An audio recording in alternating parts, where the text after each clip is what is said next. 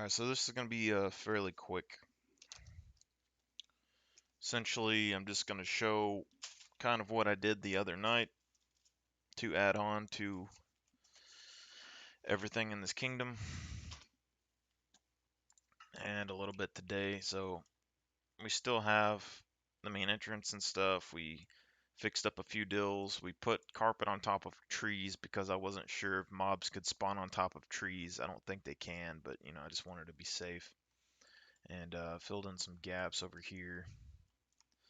So everything, I think, I'm not positive. Maybe stuff like this, I might have to cover, but I've tried to come back through here and find everything that could possibly spawn. And as long as carpet actually does stop things from spawning, it should be good. We put slabs over the top of the gates and walls, which should keep them from spawning on top of that. And then these areas here we could cover with carpet, but I mean there's torches everywhere, so it should be good. I had to put another row on top of this, and we even put cobbles on top of the lights, um, just to keep anything from possibly spawning on there. I doubt they would be able to, but still. And what else do we do? We spawned a bunch of golems and a bunch of villagers all around. Uh, These are the different shop districts that we had, and originally I was going to just use these lamps to light the inside of these because they're kind of stylish. However, I realized that during the day, if those lamps are off, it's going to be dark inside of the room, and there's a possibility that something spawns in here. Although I could try to put more carpet, I'm not sure if that would work or not.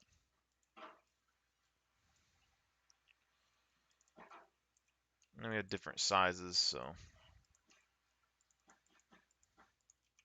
we have a large, a medium, and a small size of these. Just a simple little area, nothing major going on there. So that's the shopping things. And then this, which we were going to make a big store, I basically just turned it into a big library.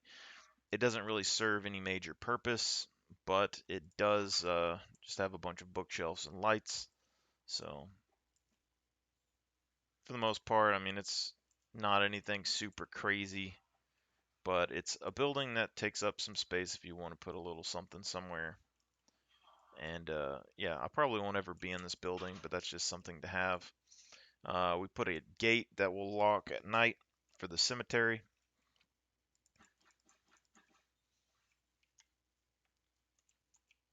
And we haven't built a cemetery yet, but we basically covered everything in carpet, so hopefully nothing spawns in here.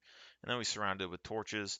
High likelihood that things are going to try and spawn on this hill, and when that happens, they will burn the carpet and everything else. So uh, hopefully if creepers or anything spawn right here, they blow up and eventually make this a sheer wall, and then we can just kind of put cobblestone over the top of it.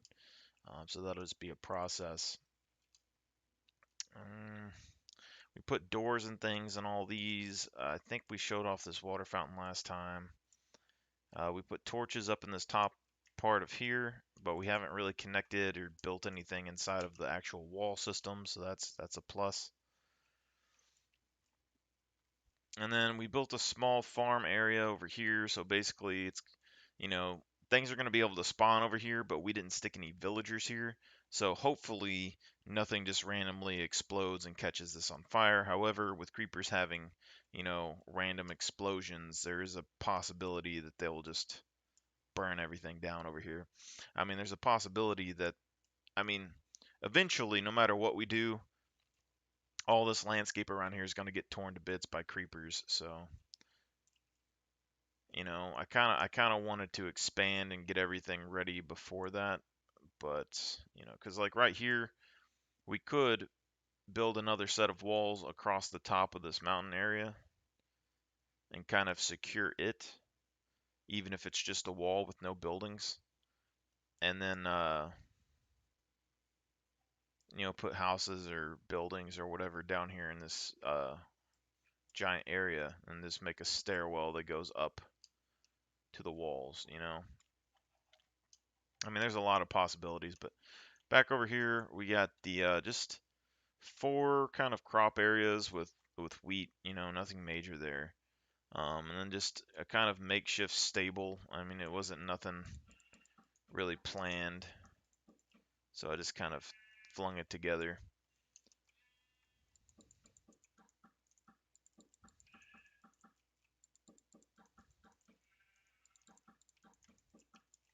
Any case, yeah, so it's just a little makeshift stable, put carpet on top. A little fence area, and we dyed these sheep green.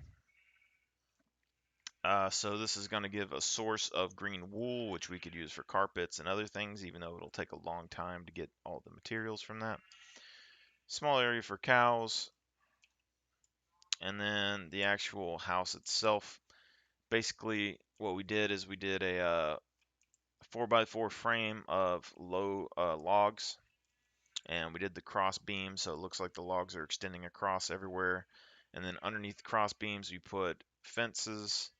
And then we went back later on after it was finished and put just some extra different colored fence up top just because, you know, why not? Then I just kind of played around with the roof, stacked it up a couple, but I wanted like a different kind of style roof, so I ended up building up another layer and then putting kind of a topped roof here, and then just decided to leave gaps and stuff on the sides. So wasn't anything super crazy going on here, but it did end up making the house a lot bigger than it seems, and also bigger than I thought it was going to be. So basically, we put stairwell that goes out there. This is the first room. There's actually now 3 floors, so this is the second floor, and then this is the third floor with the attic. And I didn't expect it to have 3 floors. I was thinking maybe 2, but you know, it is what it is. It happened.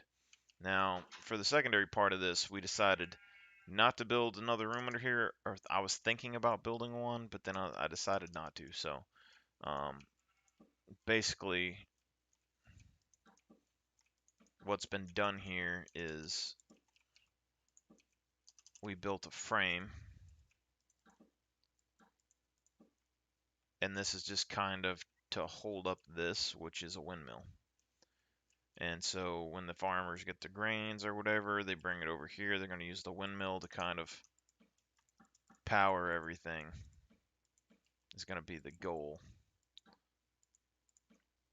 And we can come in and create a mechanism or whatever else that we want later.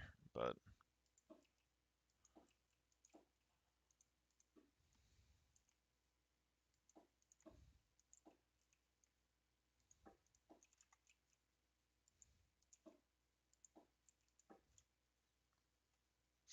anyway,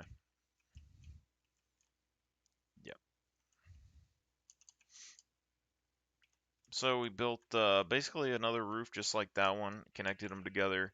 Then we built a 1x1 kind of frameage with wood, and then put another little rooftop on it. And, you know, then built up and made another little section. And then just kind of built out a little bit, stuck some spirals on here. And, you know, it doesn't necessarily look exactly like a windmill, but you get the point of what it. That sounded like an explosion. I don't know, but and then to keep things from spawning on here, we put a layer of uh, white wool or white carpet on top just to see if it would keep things from spawning. All right, but basically that area isn't going to be protected. Probably will end up burning down most likely. This area will be protected, and I don't know how well the golems will work, but ideally they would do something to help. Attempted to put some carpet along the outsides here, but then I thought, you know, it's kind of not worth it. Basically, what the goal is, we got the basics down for, you know, defense. If nothing spawns inside and they all spawn outside along this wall, they'll end up blowing up and making this wall a very steep wall. And then at that point, they're not going to be able to make their way up to the actual wall itself. So that's what I'm hoping on. And what else did we do?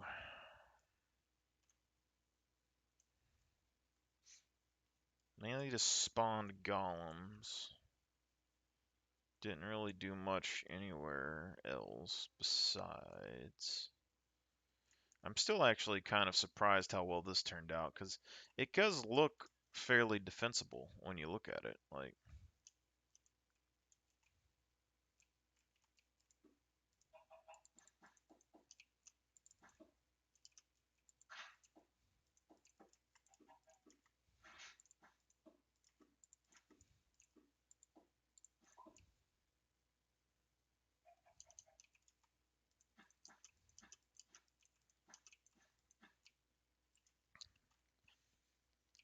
anyway,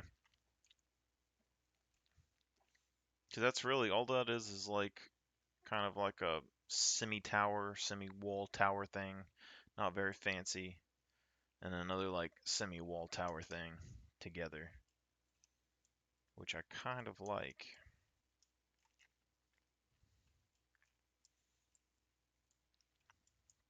Definitely something different that I've never really built before, but I kind of enjoy because it's a very simple building, but it's more complicated. Like it's two simple buildings stuck together to make a more complicated whole that you never really see people do. So I mean, that's just I don't know, something interesting. I don't think we really changed much here. I did decide basically that this was just going to be kind of like a defense for the city, you know, like a city garrison, a castle defense, something like that. Maybe a possible area just to like come and talk or like have meetings and things, you know. I mean, it's going to be first line of defense. And then from there, we basically built that thing up there, which you can see it's a fairly big castle. It wasn't very complicated, didn't take very long to build. Um, Took basically inspiration from a video on Facebook. Uh, I forgot the guy's name. I don't think it was Mumbo Jumbo. It's another dude who's like a really good builder, and just happened to see like a 30-second uh, video on Facebook where they were kind of laying out the groundworks for a design for a castle, and I decided to mimic it. So it wasn't bad. So we basically set it up here. So if anything happens down here and all this place goes to hell, those people fall back into this line of walls, which will fall back into this keep or fall back to this mountain. And then they can fall back up to this, and this would be the final level of defense. So when you get up here, fairly simple castle. I use stone bricks instead of everything else just to like make it look a little bit different and more official. Ended up putting some cobble at the base just to kind of give it more thickness at the base and make a good look. I could have stacked this up a little bit higher and did it that way, but I didn't. Put one solar gate over here. Also, apparently snows here, so I don't know if snow stops this from working, but since they're set to work on low light, I'm assuming it doesn't, which is kind of interesting. That means maybe carpet would work as well. I'm not exactly sure on that. But it doesn't seem to break the gate at all. So if I do change this, it does still activate. And I'm assuming these would still activate. Unless maybe it's just because they're picking up sun from the front. In any case, only one gate on this for the moment. We could simply, instead of using solars on the other gates, if we did it, we could dig down and extend redstone signals from these solar panels to another extension of gates, and we could do that on both. But essentially, yeah, just one gate. It comes in, and we built basically this to make the walls at the lower level thicker. So we filled in the whole bottom area with these, went up three, I believe, three or four, and then put fences on top. And then so you work your way to the back of this, and essentially the idea was that if someone did come in here and you had guards up here on these railings, you could kind of fire down, but it's not really a big deal that I was super worried about at the time. I was mainly just trying to finish the castle and make it somewhat usable. I mean, I could put storage or whatever I wanted up here, no big deal. Basically, you take a right turn, you go up here, and then you got essentially, I mean, the castle on the inside isn't complete because I didn't connect everything, but essentially you got a lot of room, a couple layers that you could possibly use. Put thin corridors around just so we could keep the walls as thick as possible. So the bases are actually pretty thick, like 4 or 5 thick, I believe. The top parts are like 3, I believe, something like that. So, any case, fairly sturdy, but it's mainly the base that is really thick, and then the walls are just kind of medium thick. But essentially, the idea is that you go up the stairs and then you kind of want to connect the different. You don't want it to be where you can just go up to any level wherever you go. You want to separate the levels so that if somebody was going to come in, it'd be more of a maze for them. So they come in and they have to take a left or a right. And basically, if you take a left and we have that completely sealed off, like you can make that go up to level 2, and then level 2 comes across, and maybe like level 3 is on the other side, you know. So it makes it to where there's less options for people to use. But for now, it's like you're stuck on level 1. Come over here, there's stairs for level 2. And then from level 2, we have a big room, which is basically like it could be a throne room or a big bedroom or whatever you want. But there's 3 balconies here that just kind of defend the castle or whatever. And you could divide this into 2 rooms if you really wanted to and have like a little 2-story building in there.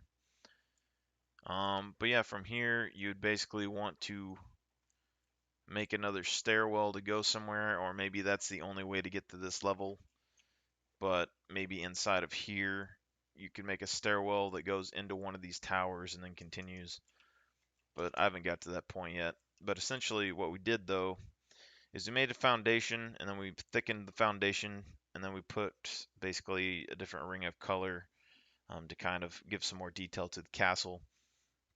Connected them together, built the wall in between these towers, made the towers different heights all around just to give some variation. So none of the towers are exactly really the same height. That one's a little bit taller than this one, and this one, and this one. They're either these two might be the same or the right one might be shorter. It's hard to tell.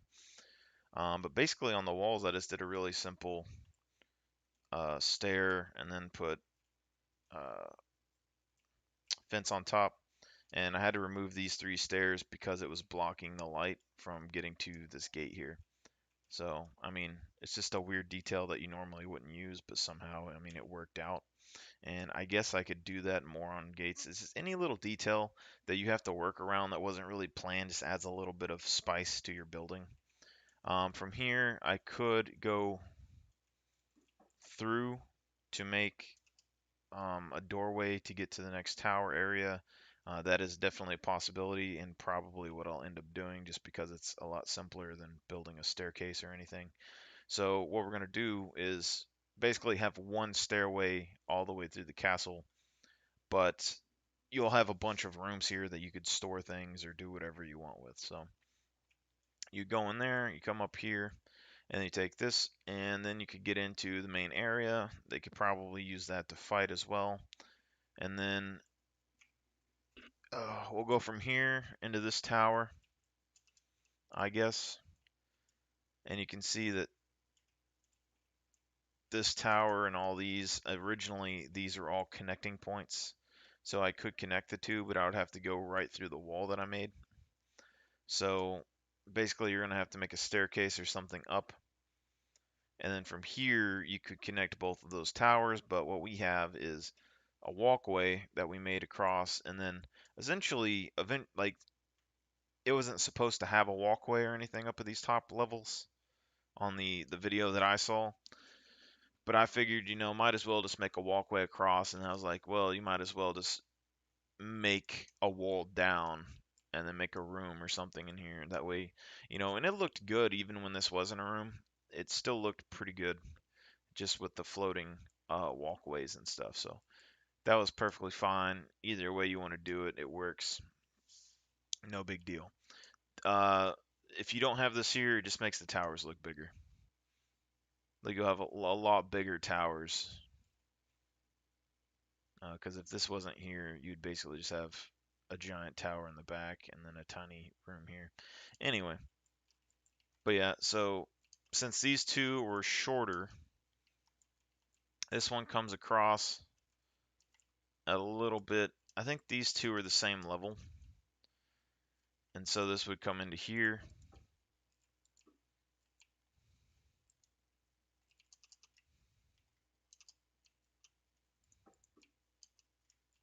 And then the next one goes up a level, and then you'd have to go to that to get to this. So essentially, yeah, it has no real purpose at the moment. I put slabs on top of it to keep things from spawning. But we're about to do our first spawn test to see. So this gate still works. So snow does not affect that apparently. Um, but stuff like this, you have to do this in order to keep it from spawning creatures. But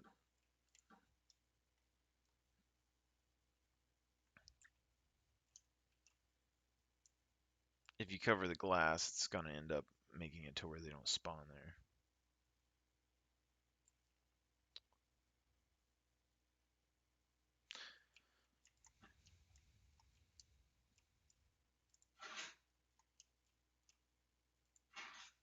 I'm curious if carpet affects it or not. If carpet doesn't affect it, then you could cover it with carpet and keep your gate completely concealed.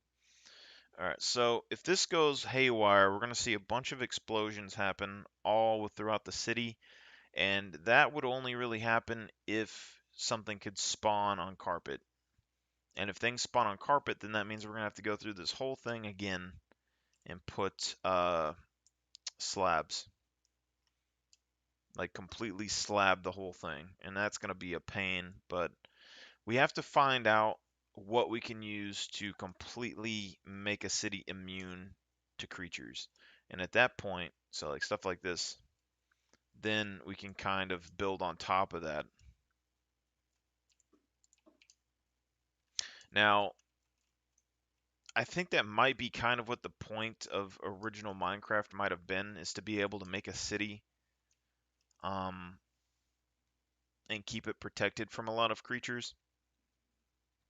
Because if you're out in the wild and you run into a village and you try to protect the village, and then the village grows, and so you grow with the village, and then you take, the fight to the Ender Dragon or whatever. I feel like that's probably a good way to play just vanilla Minecraft. But really, I think there's not really much else I could think of that would make the game more entertaining than trying to keep all the monsters out of your villages.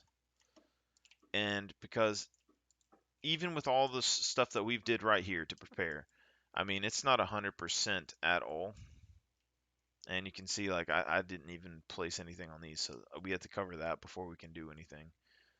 Um,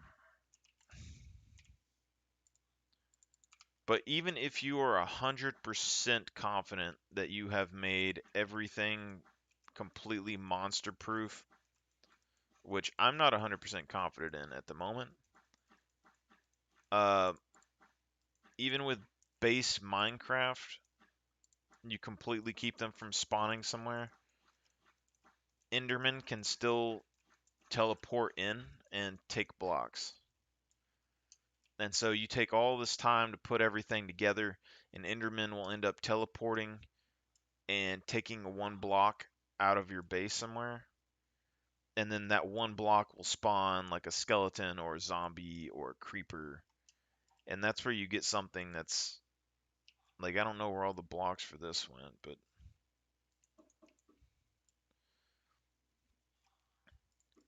that's where you get something that, does a little damage, because they take one block like this piece of grass and they go boop, and they take it out.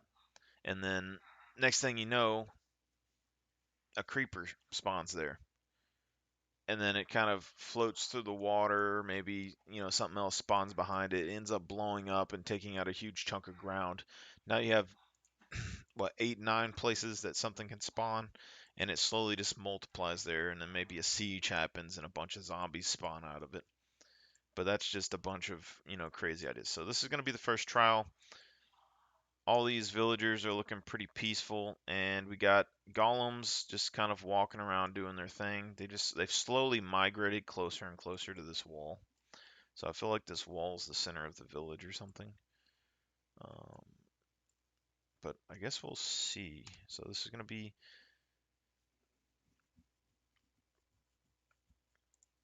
Actually, I'm going to try and save the map first, if I can.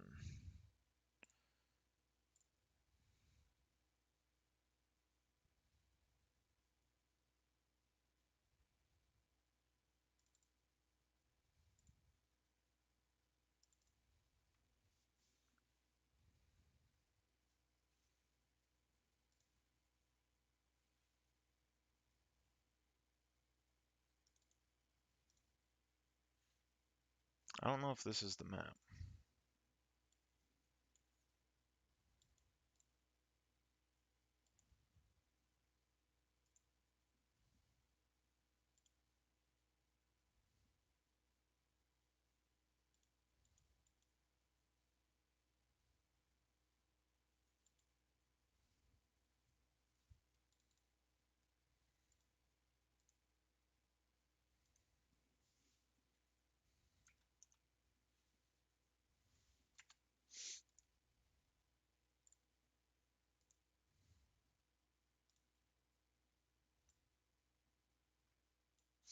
All right, so now I guess we have two of the same map.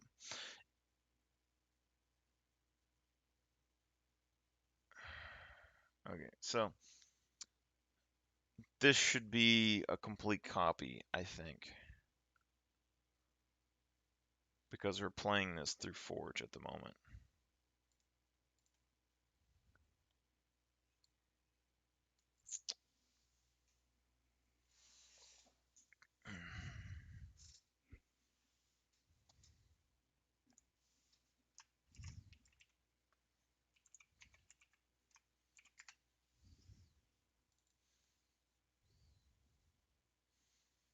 Mm,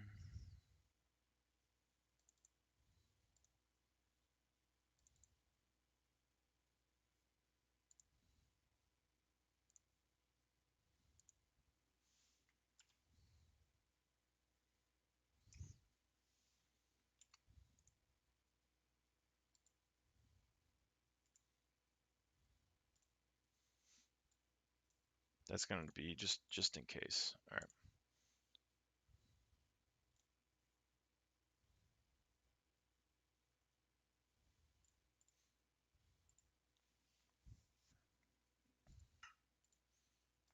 All right. So now we go back in here and then we test it.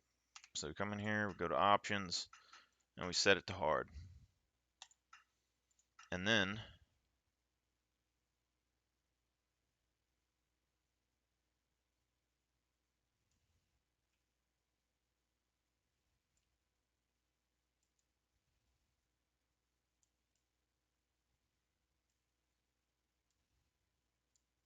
we might have did it. There's definitely a zombie over there in the farm area, but there's nothing there for them to attack.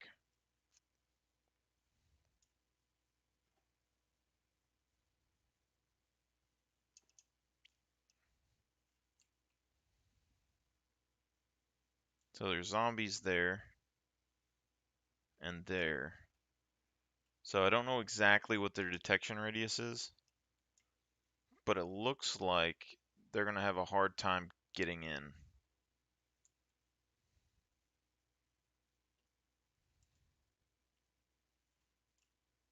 And I guess the carpet does work at keeping them from spawning.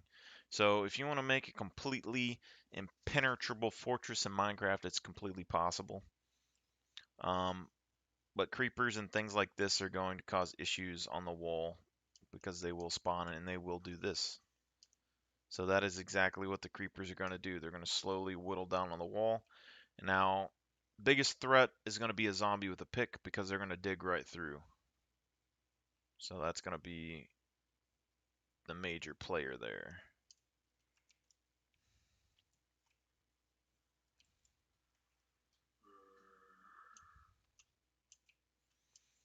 But essentially, this means that you could make Minecraft a completely peaceful world as long as you plan ahead and build your settlements around stopping things from spawning.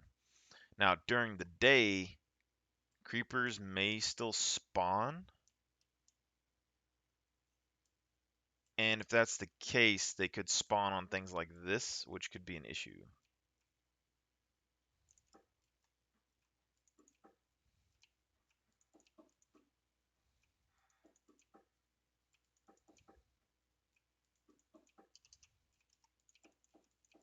And yes, I know it doesn't match, but that's fine. Main thing's just keeping stuff from spawning. So all the villagers seem good. And it looks like all the lights that we have over here were enough to keep anything from spawning out here, really. Although that villager is going to die. And it looks like they're able to spawn right here.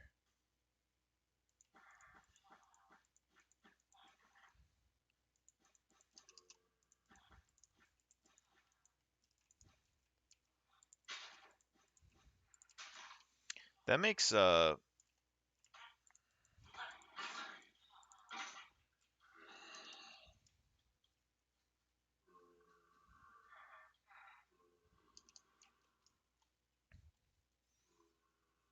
really makes carpet like one of the most valuable items in the game.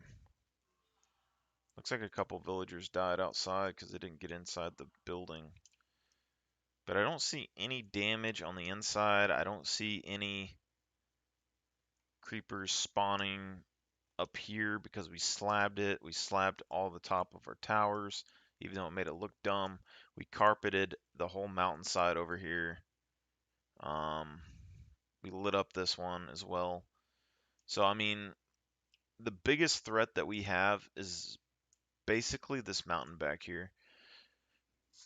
Now, we covered it with carpet, which will keep them from spawning on it. However, they can still spawn on the spots behind it and then come up here, blow up and light this on fire. And if that happens slowly, they would be able to spawn on this back ridge and then fall down on these buildings.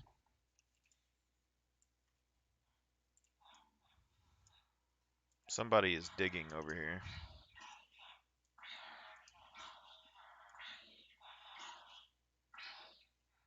So, a zombie spawned right here.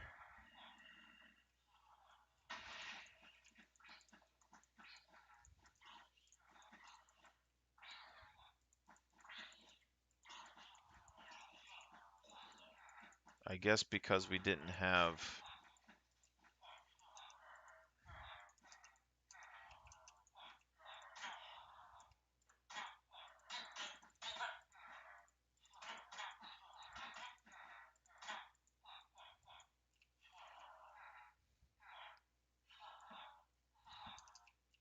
Alright, so we had a couple of explosions. We got zombie in the middle of town, which shouldn't be possible. So I don't know where he came from. We had a couple of explosions. So it looks like...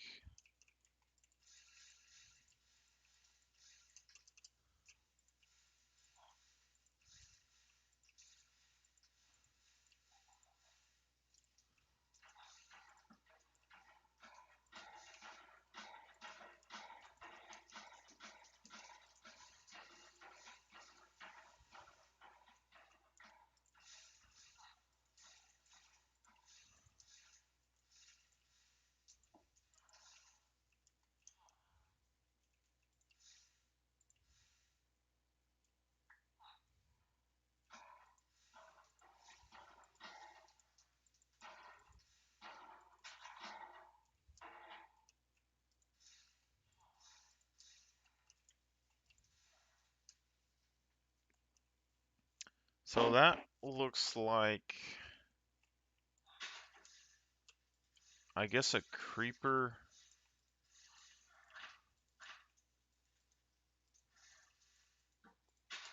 Oh yeah, we may be trying to,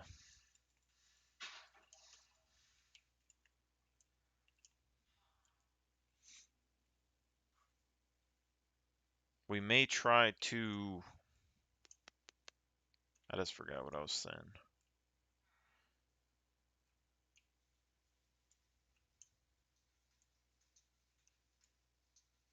I don't know. I don't know how a creeper would have spawned right here.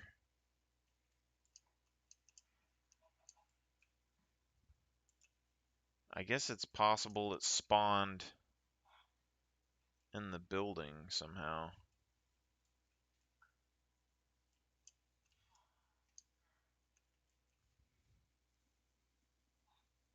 If it spawned inside of the building,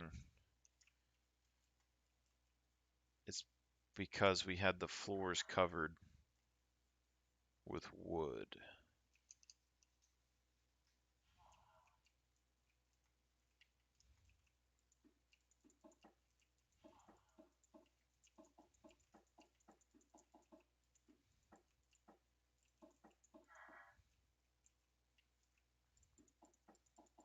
So we could use slabs instead.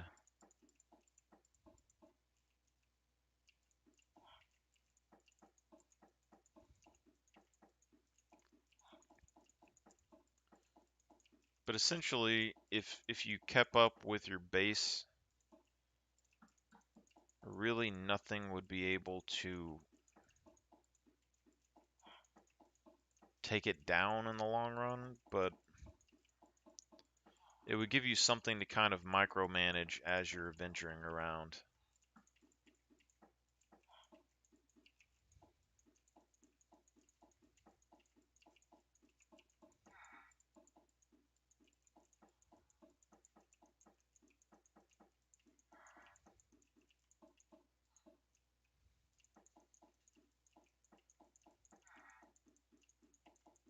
I'm going to assume that the creeper probably spawned right in here and then just blew up on the backside of this building, which lit everything on fire, although I'm not sure how the fire would have spread to the front. And it also seems like there was a lot of damage in the front as well. But essentially, I mean, throughout the night, you would find that one of your buildings was destroyed, and you had to be like, "Oh crap!" And then, in survival, I probably wouldn't have stopped the burning, so the damage from this would have been moderate because the wood would have burned. But see, like this dude, like it caught the stairs on fire. So how did the fire get over here?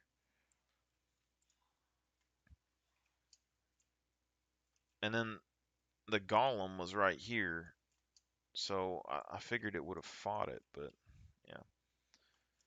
But yeah, something like this. So basically, a creeper exploded here, and then it looks like a zombie has kind of made its way in at that point.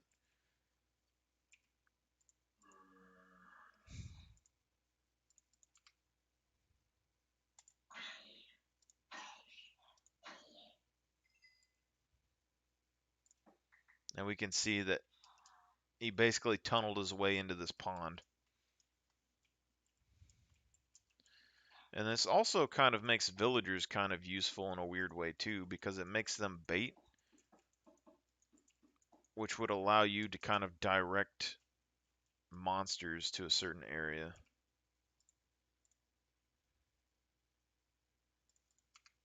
oddly enough. But yeah, you'd have to come back out here and basically do repairs on the outside of your castle and keep it running.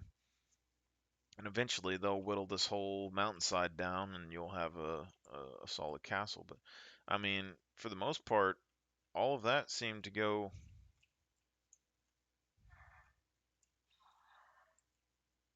fairly well. Although it looks like they basically, the zombies worked their way into here and then they're trying to get into those buildings, so they kind of used this for camouflage as they were digging in.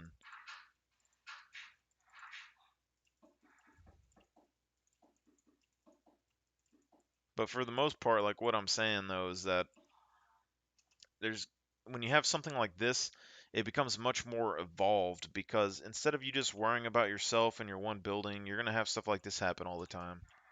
So look, like the zombies were digging through this wall here, and they were about to make it inside of the wall. So I could make multiple walls, or I could do something like that. Um, Although I did find out there was mod options the other day for this, so you can configure it, and I don't know what this means.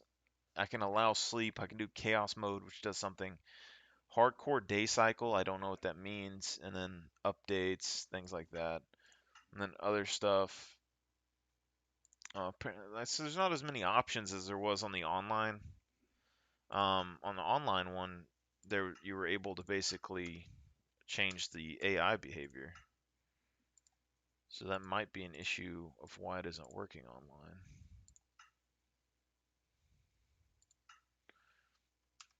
Because basically online there was a way to make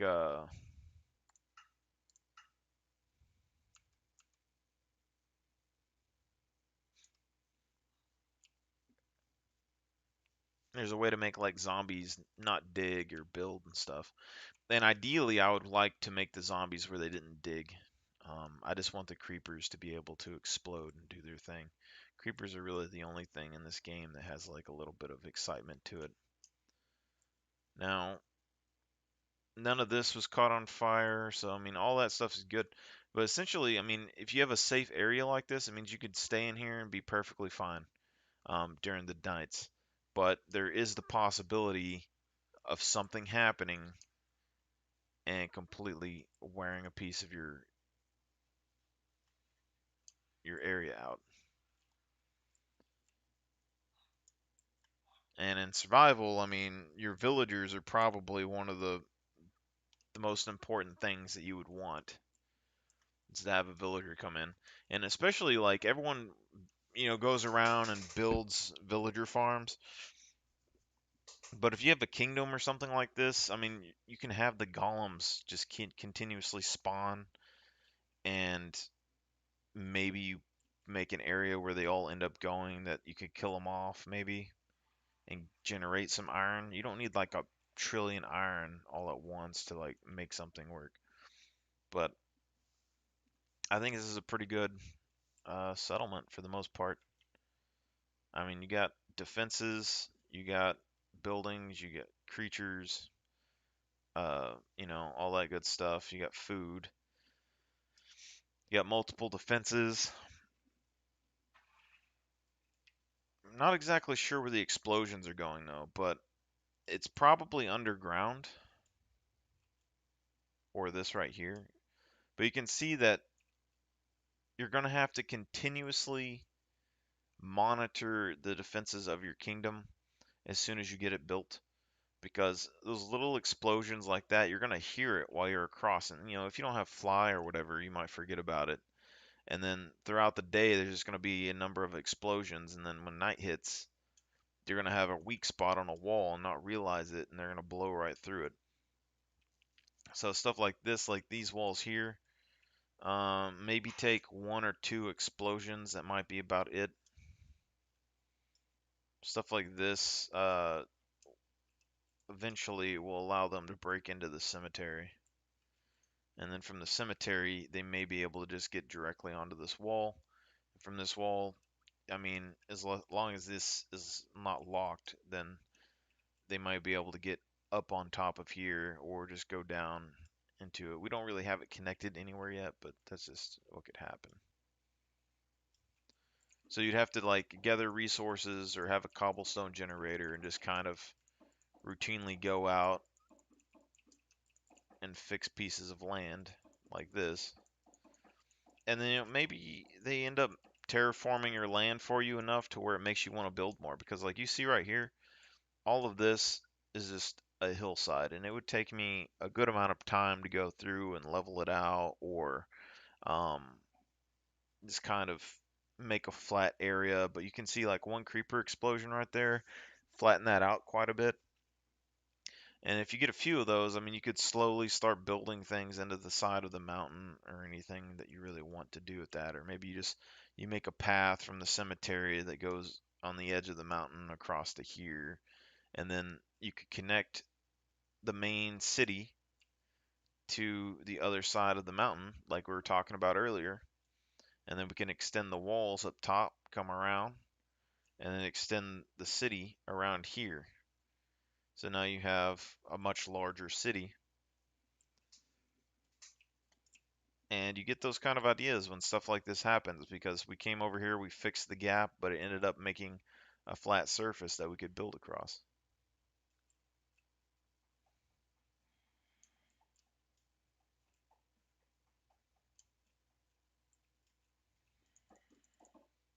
That sounds like a mining zombie that is somewhere in there.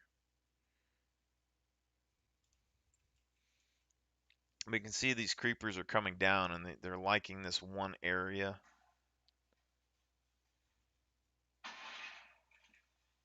And so they're slowly going to whittle this down. You might get one or two creepers there a day. And if they do that, then they'll slowly whittle it down. These guys are slowly whittling down this base, which is going to make this a sheer cliff, which is what I was talking about. So I didn't build any super high walls on here because I want the actual wall to be the earth itself there. And as they blow up the edges of the wall, it's going to get steeper and steeper, and then I just have to go and repair the side of the wall. And things like this zombie, they're not going to be able to just get in, but you can see that somebody removed a block here. It might have been a zombie, could have been an Enderman, but that is going to be the weak link. No matter how impossibly complicated I make this to where it keeps everything out, one Enderman can teleport in, like this right here, this piece of glass.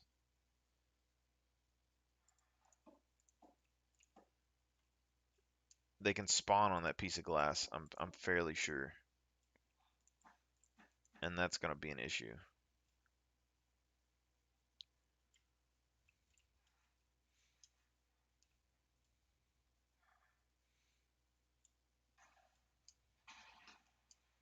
But you can see they're slowly terraforming the outside bits. So there's now 3 fires that's happened out there, which is going to get rid of some of these trees, which means trees I'm not going to have to cut down. And it's making these kind of chaotic areas or flattened areas. It's exposing little cave systems. But I mean, if they flatten this out enough, or at least remove everything where I can build over the top of it, that's going to give me more opportunities to build. Or it's just going to look like a complete war zone. In either case, I'm perfectly fine with it. But it seems like there's nowhere they can spawn here, which is the important part. The second important part is that it's not requiring me, so they can't spawn in here anymore. It's not requiring me to put torches everywhere. So every base I've ever built before, I've always had to have torches scattered all over the place, all over the mountain, just like that, and that doesn't look good. But if you can do something like this, and they don't spawn in here, you can have a much better looking base and not have to worry about creatures all the time. So, but the main issue with this is that when you're inside of here, you're probably going to be inside this castle or something, and you're going to be hearing explosions just like that, and you're not going to be able to tell where they come from. You're not going to know. And then during the day, you're going to have to try and find it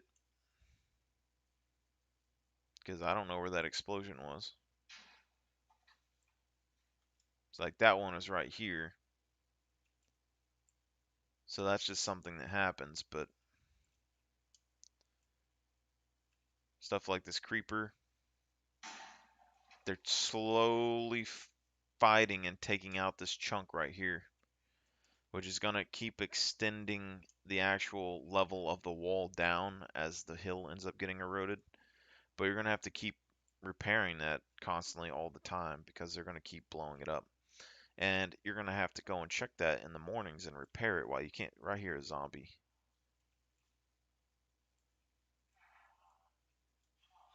So a zombie got in right here.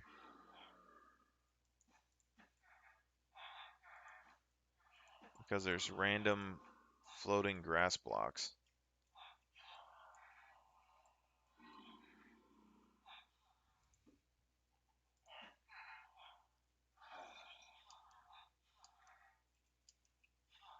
Infected armored villager zombie. Does that mean if you cure this zombie that the villager would have armor? Because that's kind of cool. And it's enchanted.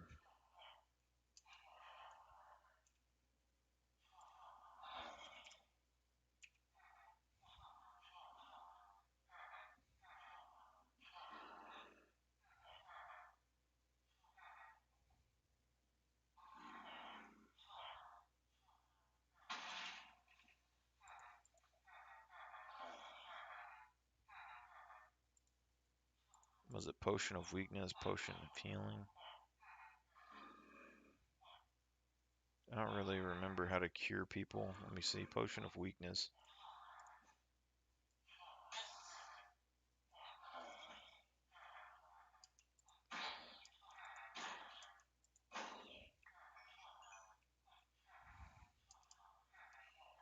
So the question is, we hear them digging, but we don't know where they're coming from. And we have a light here, so where did that zombie spawn? Like, I don't know if it just randomly spawned somewhere, or if we actually have some place, because they keep showing up right back here.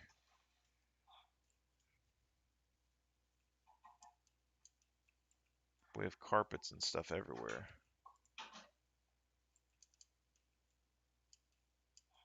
Unless they're spawning like on top of these solar lights or something. Or up here. Or on a ledge. I guess they could be walking over the top. We see there's been like 3 creeper explosions right there, and we haven't seen anything major, but look.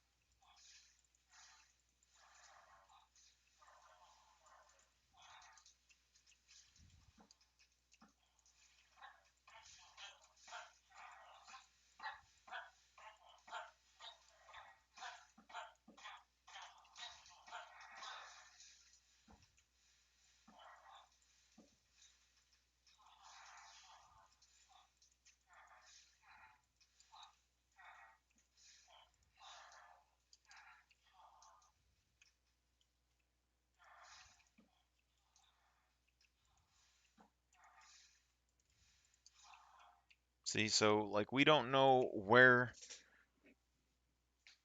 the creeper spawned that blew up this section of the building. Like we can only assume, oh. So what happened here is, let me turn this off for a second. So what happened here was, first off, let's look at any damage that there may be. All this is still good. So they're still blowing up on this corner. And it looks like something dug there. So that's like a baby zombie or something.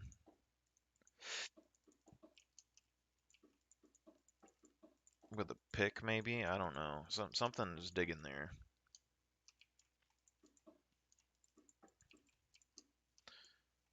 But there's no carpet here, so things can still spawn there. We check out the other side of this wall. We have some big cracks coming in here from explosions. Bridge is still good.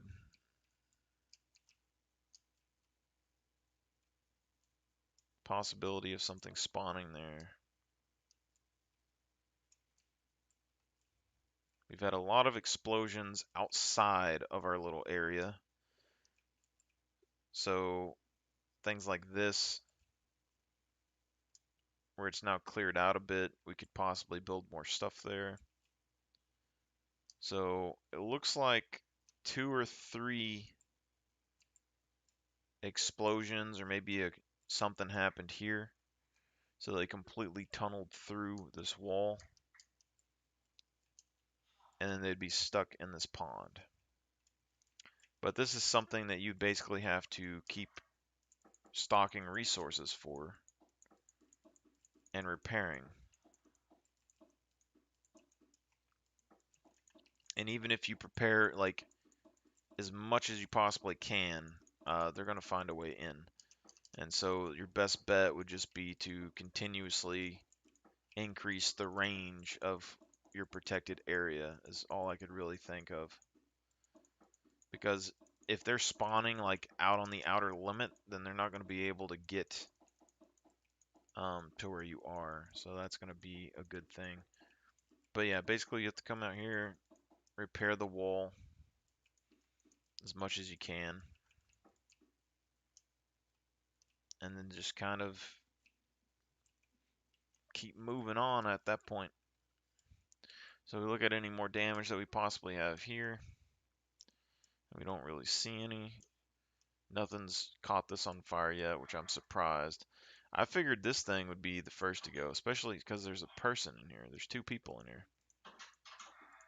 But it hasn't been blown up yet, mainly probably because of the torches. It's the only thing I can figure. And the things keep exploding over here, so it looks like, well, we had a couple of explosions over here, so you can see that they've burnt down some of these trees. They've actually flattened some of the land here a little bit, and it looks like maybe an explosion happened there, which could be a possibility for building across this with a bridge.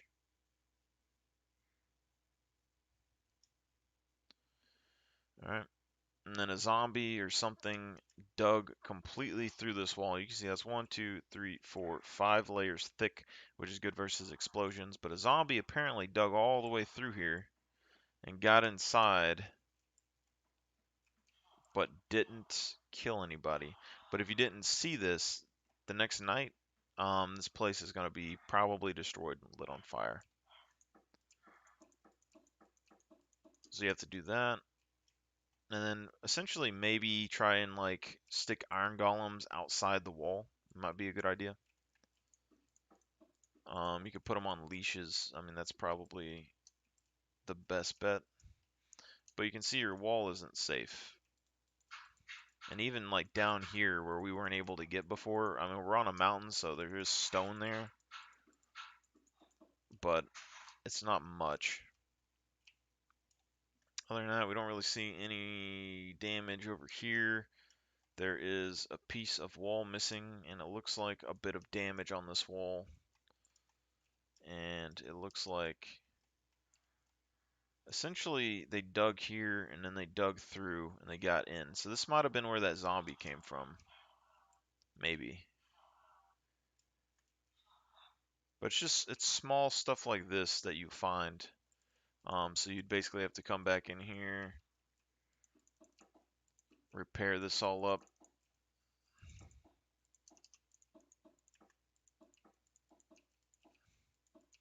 And then if we thicken this wall section, it'll probably buy some more time before anything has to happen.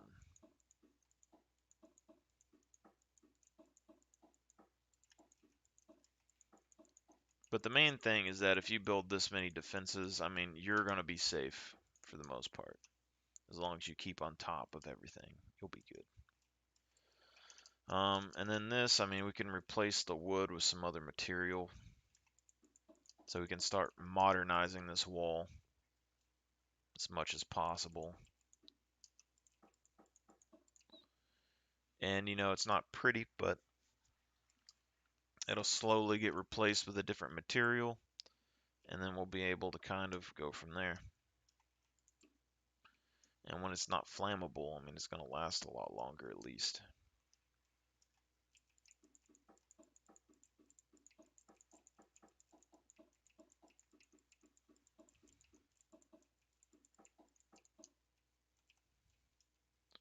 Alright, so I'm not really seeing any other major damage at the moment. Stuff like that's going to be minimal.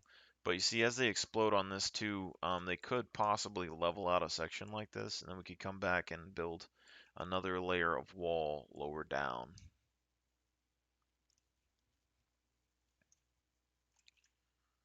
But no gate damage yet, which I'm kind of shocked of.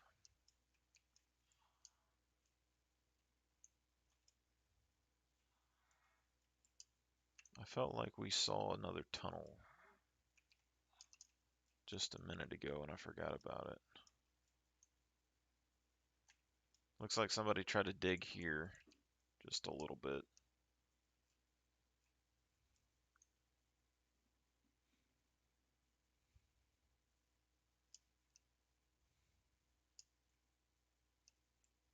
Okay. So what I think happened here is this cave down here. Even though we lit it up, I think something spawned in here somewhere and made its way up and then got up into this building and then blew up in the building, maybe. Because there's no real floor damage here, it's all fire damage. So none of these blocks are really blown up, but there's a hole in the ground here, which makes me think that something blew up right here. But you can see how fast the fire spreads. Like, when that happened, our really only shot was to just kind of isolate the damage. That was about it.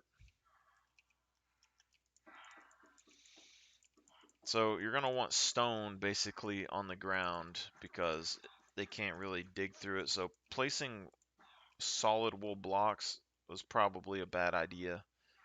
Stone's going to be better at keeping things out.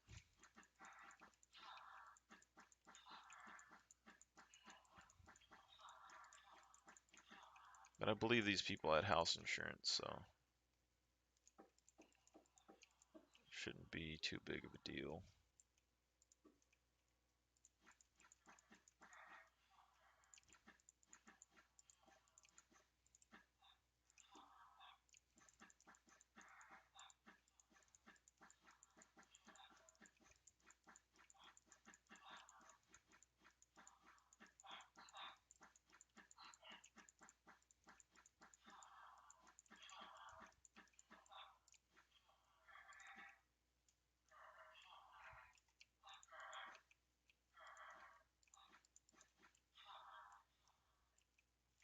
These guys always stand in the worst spots, I swear.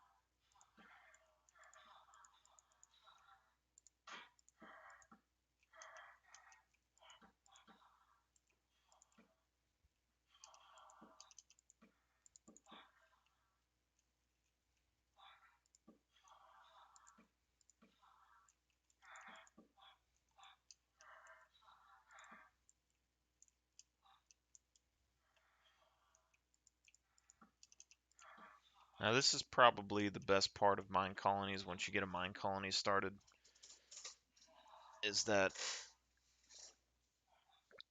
I think they can repair their own buildings, which would make it a lot easier to deal with stuff like this.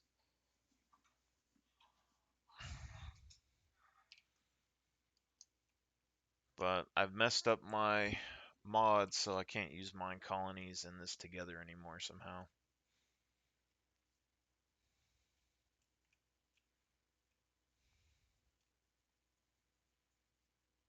And I think I deleted my maps. So even if I did get them back to work, the maps that I built with the massive kingdoms, oh, they're all gone. That sucks. You know how long it takes to make a mine colony work? Like days, like just constant days of like micromanaging 1,000 things. Oh, that's annoying.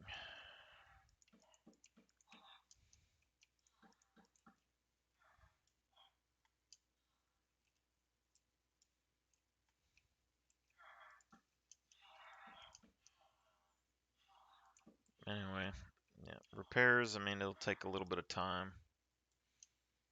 Slowly upgrade this to stone, maybe. So you basically need stairs and spruce wood.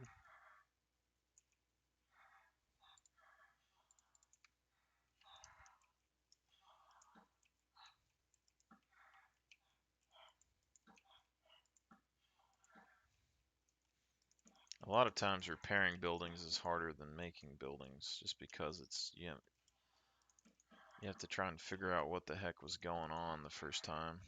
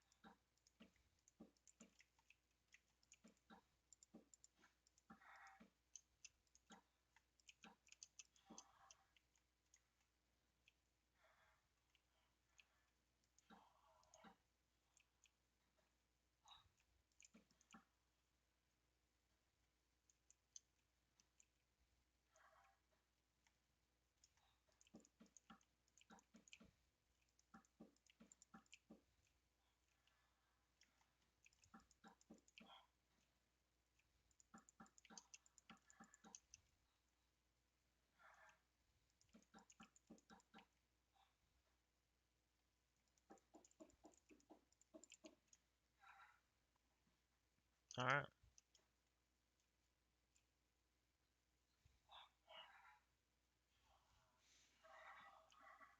Insides are still a little busted up, but you know, I mean, this place over here, I mean, I don't really know what to do about down in here. I mean, this is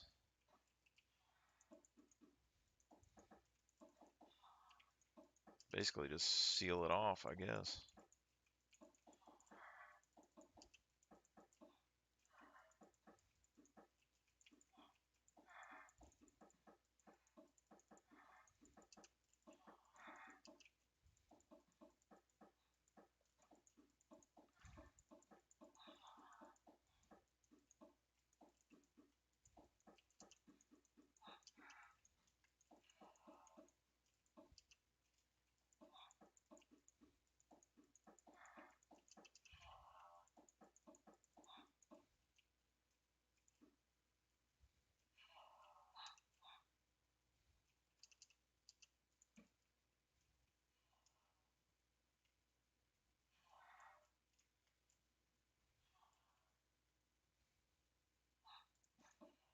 Pretty much has to be because it destroyed stone, so something blew up right here.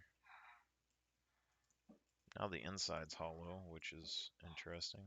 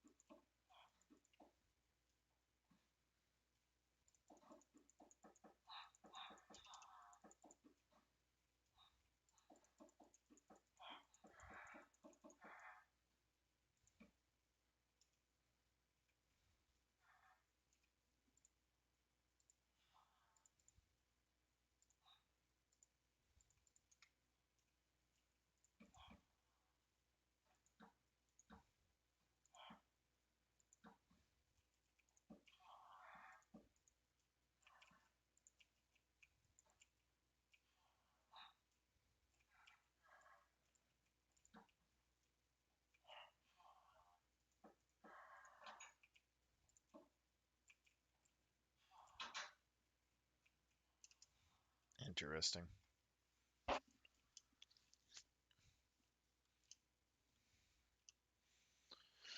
Yeah, it seems that we have made a fairly defensible area. I guess they spawned in a couple of places, but I think we've pretty much fixed most of that at this point. So what we can say is that the bakery has been damaged pretty bad. And we got some repairs going on these other buildings.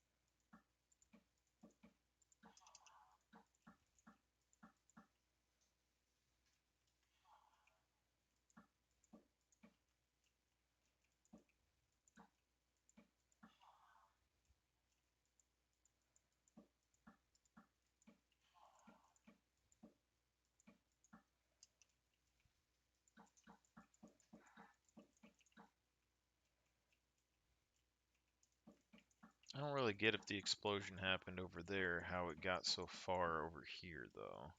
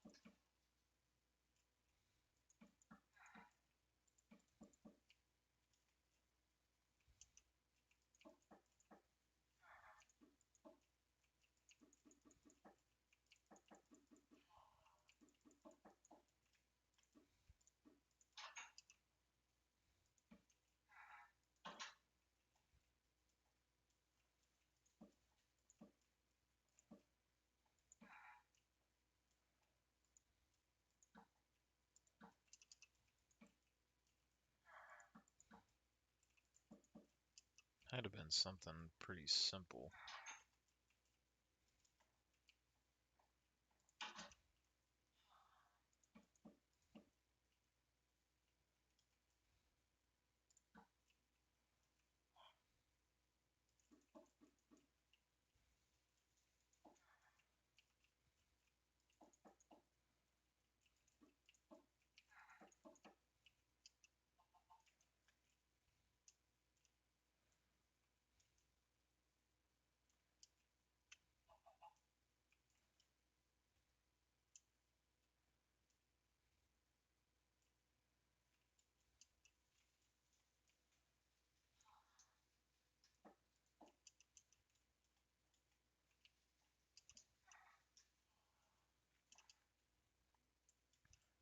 Alright.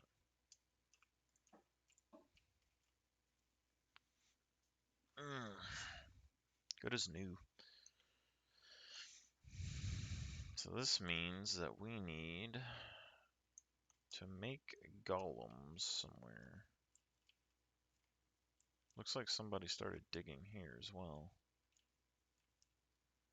Maybe not.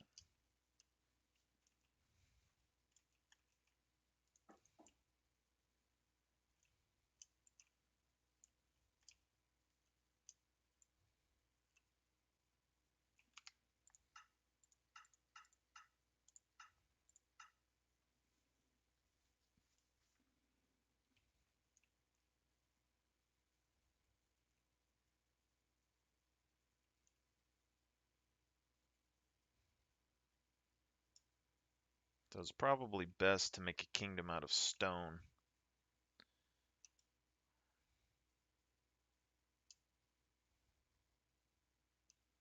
Just so it's not flammable.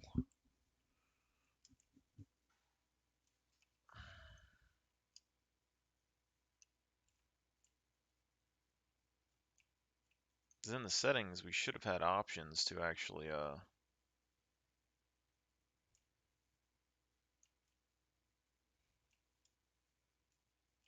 stop creepers from being flammable.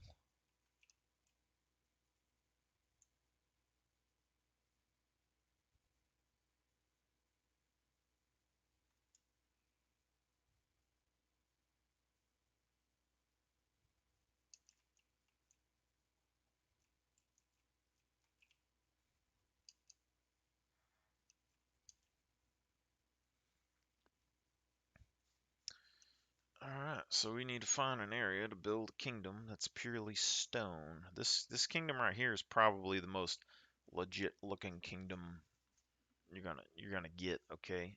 There's a lot going on here. Alright, good stuff. Could build a castle similar to this one. I feel like that would probably be the best bet whenever we make this next one. I would like it to be somewhere a moderate distance away from this area, but accessible by like a road, so maybe this bridge here can lead to it. And we can just like make a tunnel system like through everything. It's like keep building a giant road in one direction.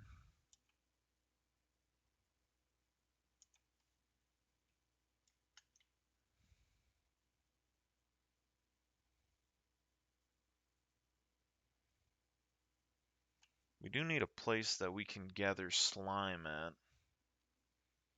So that is a concern. Yeah, we already got 3 different castle areas on this map. But we need slime so that we can make sticky pistons.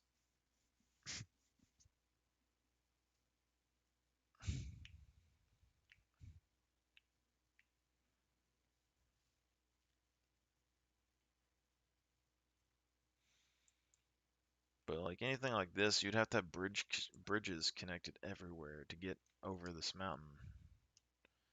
Unless you just dug a path right through it, but that's tedious.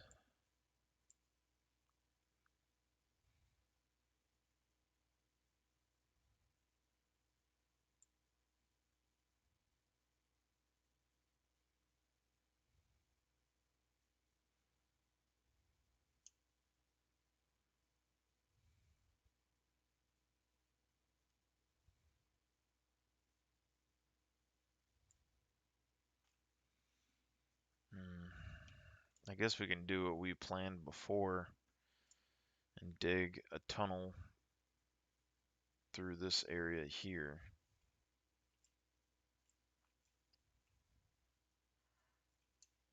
Even though it opens up a weak spot.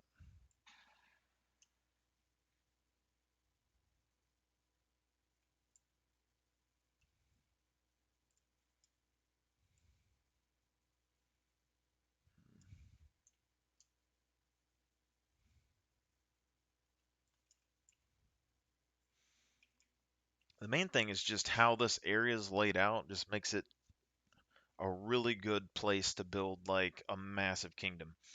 Because the pocket that we built in there was relatively flat, didn't take really any terraforming, didn't have to cut down hardly any trees or whatever.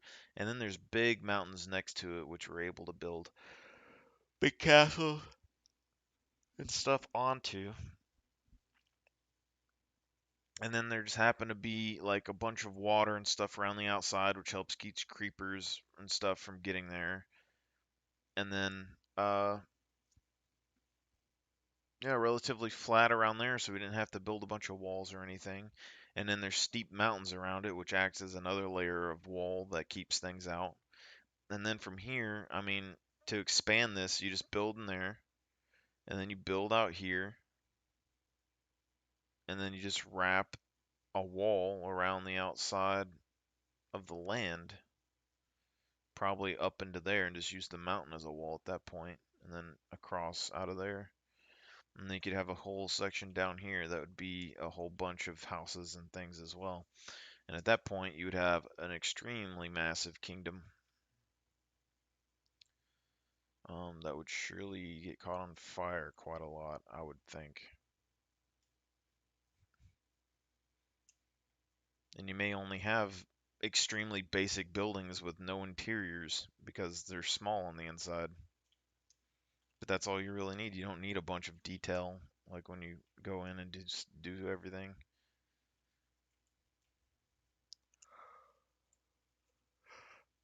But this makes wool a very, very, very good item.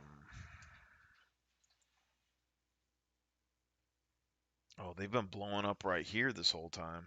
Oh my goodness.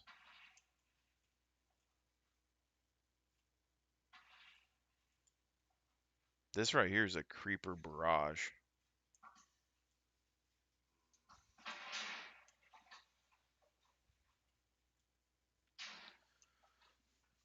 So you can see like how thick these mountains were, and those creepers have completely just cut into them.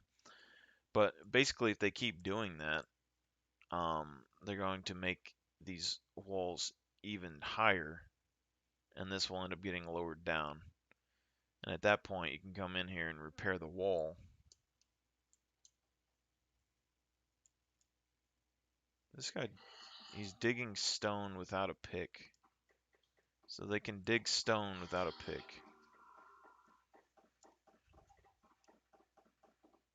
Yeah, so they can dig in. So having a layer of obsidian or something would be probably the best bet. But just look how like they slowly just whittle down. Like they would eventually get through that hill right here.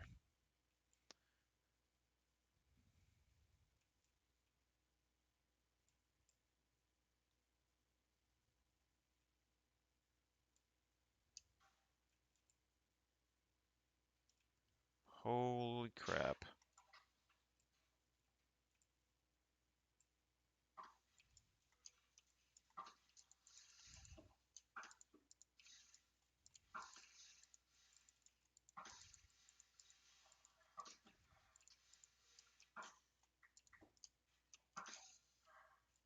How did that? They spawned on the bridge.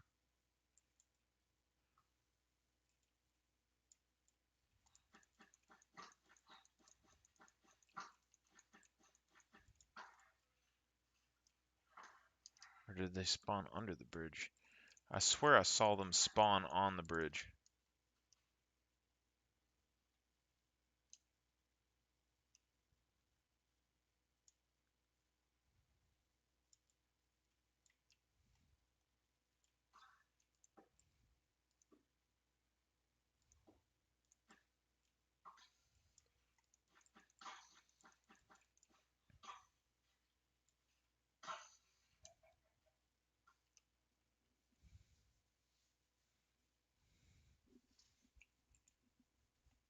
Because they were right here.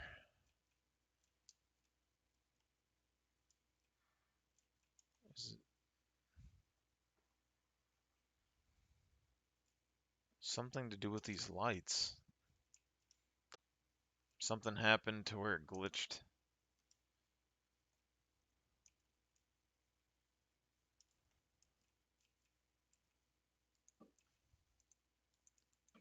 So at least now we know that the lights are not reliable.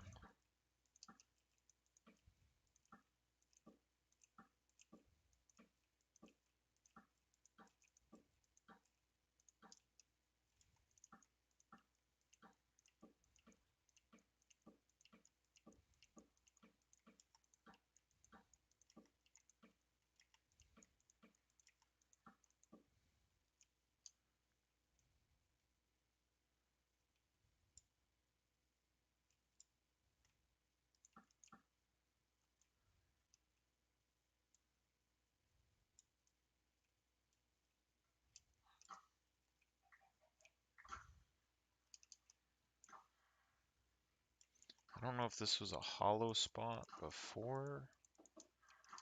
I doubt it.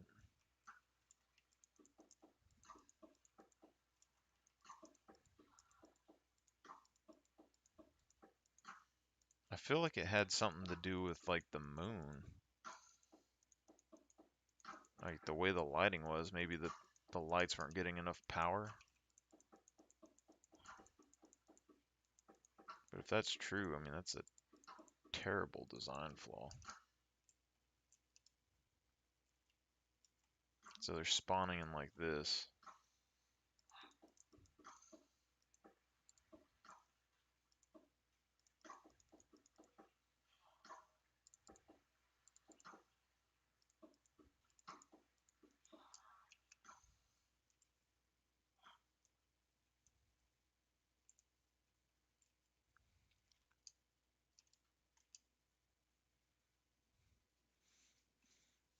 Now, if you could interest villagers into travel, there might be a way to like make a path for them. You can see they're already digging through right here.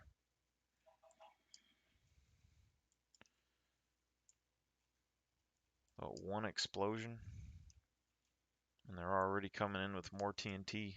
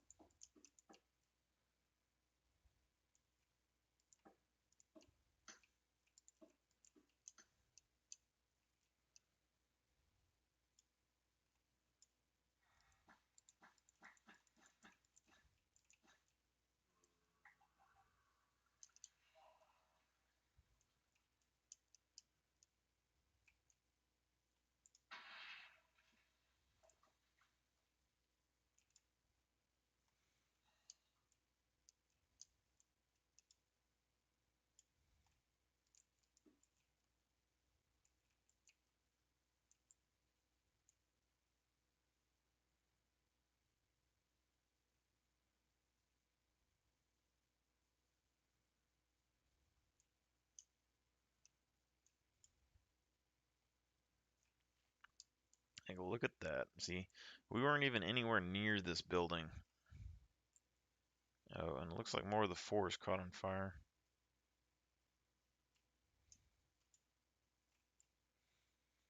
That's probably the other thing that I miss with the mine colonies thing, because if you could keep them safe, they can gather materials for you, like stone and wood and stuff,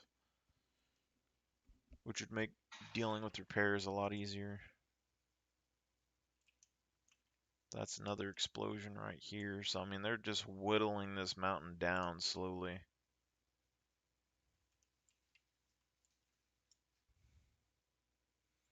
Eventually, this bridge will catch on fire. But we can see here that this guy was putting in some work on this wall.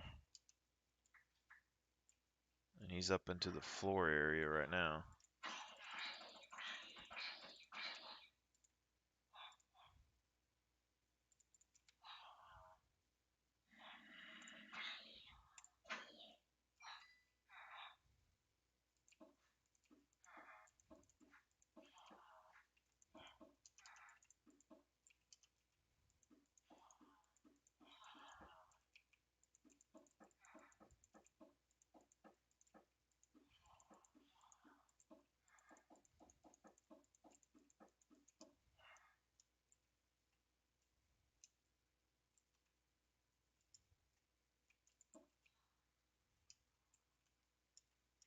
Looks like they came back over here and tried to dig through this again.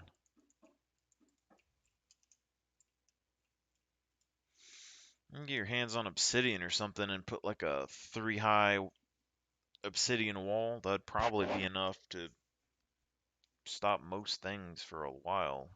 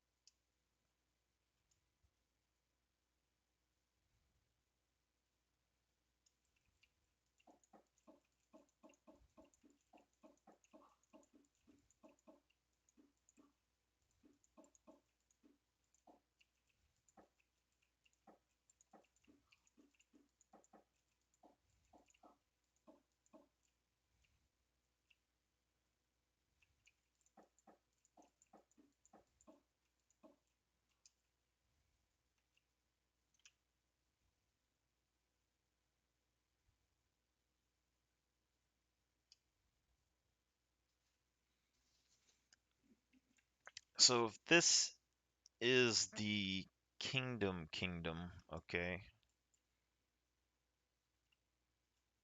or maybe this is just, a fief or something, like a piece of land.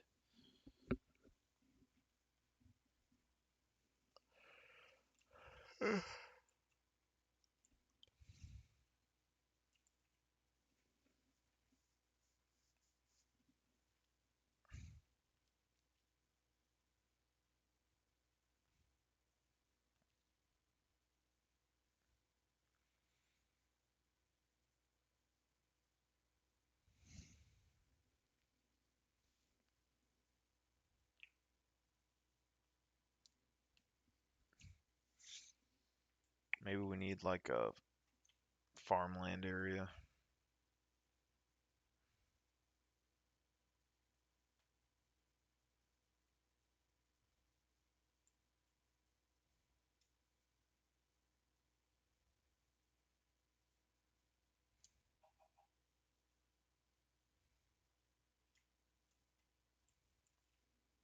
So essentially, what would happen is,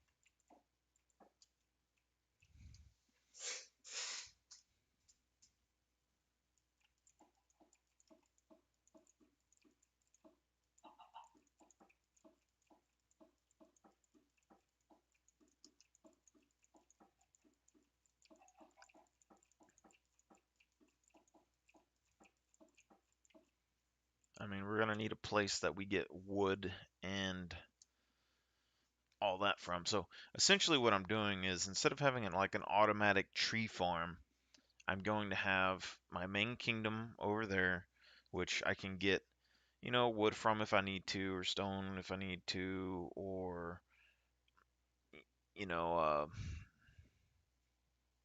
I don't know, different things like that. But over here, there's a bunch of trees. So basically, I could build a castle thing here with a wall on the outside, and then, a blacksmith and stuff here for basic necessities, and then maybe a couple of little buildings like houses, but it's just going to be trees and farmland, pretty much. So essentially, this place would be kind of like a lordship, or, basically a house with money that is able to defend itself and have a few workers that helps it cut trees.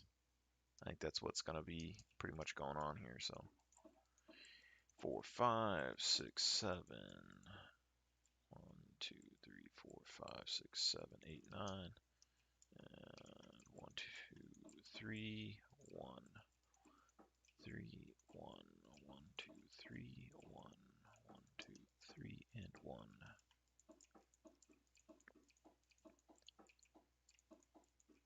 Alright. Now, to set this kind of thing up pretty fast, we're on the edge of a cliff.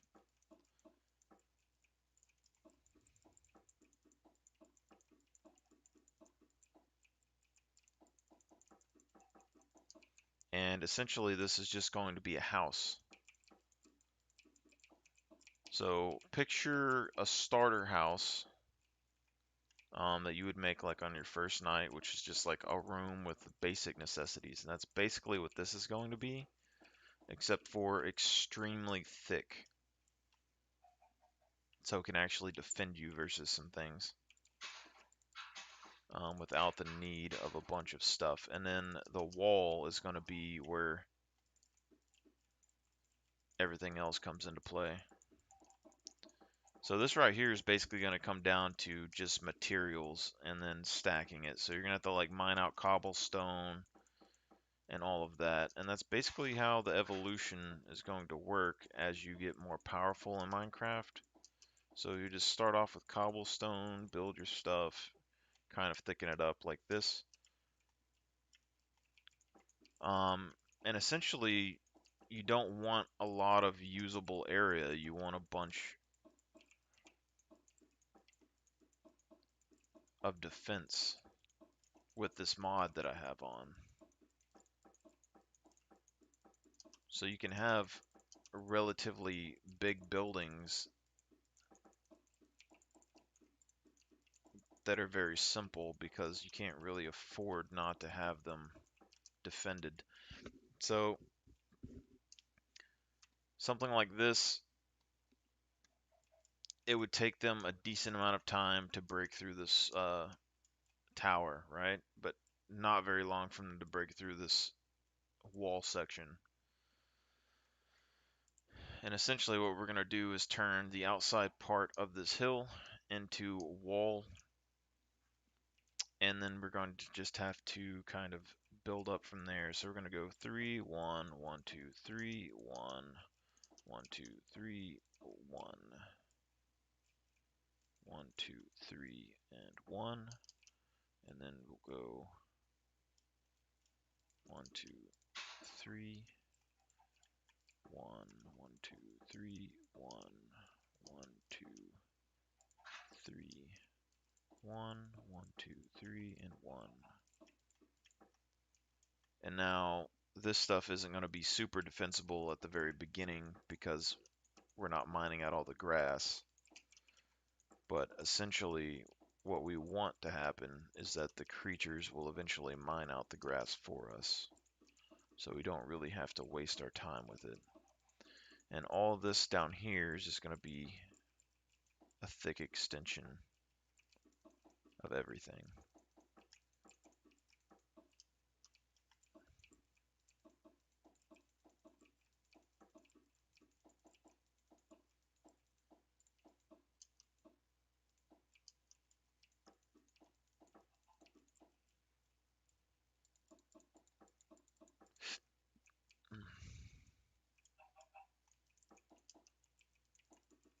So this side over here is probably going to be weaker than the other side.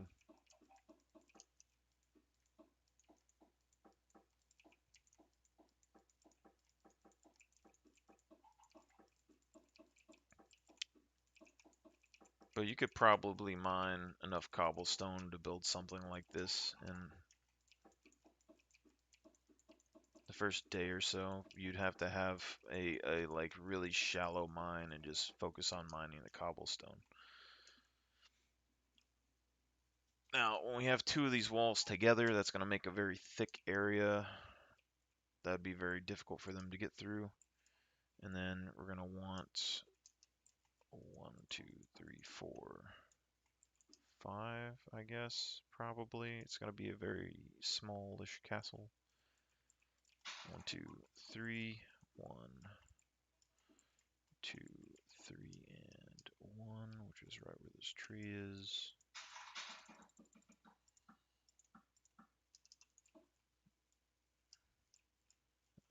1, 2, and 3, and then 1, and then 1, and 2, 3, and then 1. And that's going to give you a very compact view of what we're doing. And then after we're done, so like this right here is 3 thick, which is, capable of stopping something, but it won't be extremely good, which makes that kind of a weak point. On the interior, we're going to be thickening this up even more. So instead of focusing on fancy things, this is just going to be a solid flat area inside, which would then level that up to 4, 5, which would be a minimum of 5 thick. So if they hit the towers, I mean, it's going to be 5 plus thick, and if they hit the wall, it's going to be at least 5 thick, which would take 2 or 3 creeper blasts probably.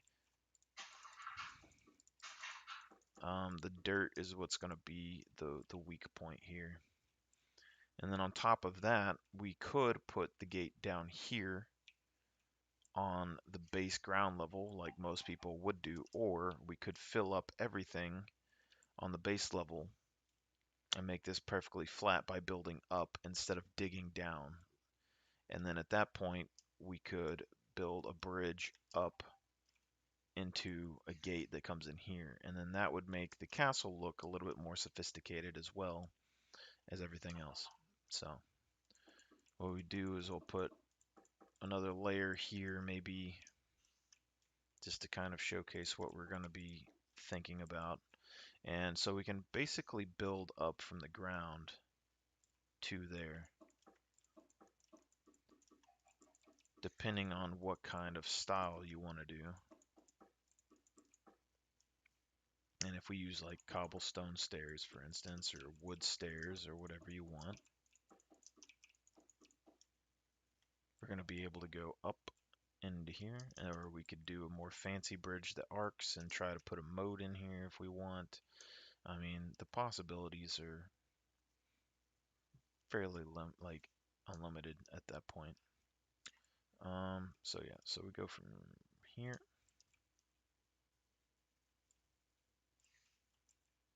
Wait, what happened here?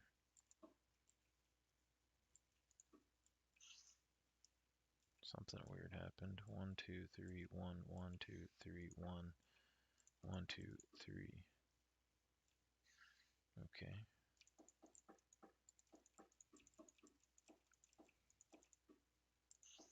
All right. And then I personally, just like the other castle, like it where this wall is kind of lower than the other wall, but I was able to make a stairway across to it. So I like this to be where you can walk up into it, or at least that's what I did on the last one. And so something like that is very simple. And what we ended up doing on the last one is building the walls out both directions to make it thicker, and also expanding the towers out to make it thicker. But on this one, we're just going to leave the towers and stuff as they are and build the thickness in. So we'll probably take one layer of stairs off of the outside just to kind of round it out.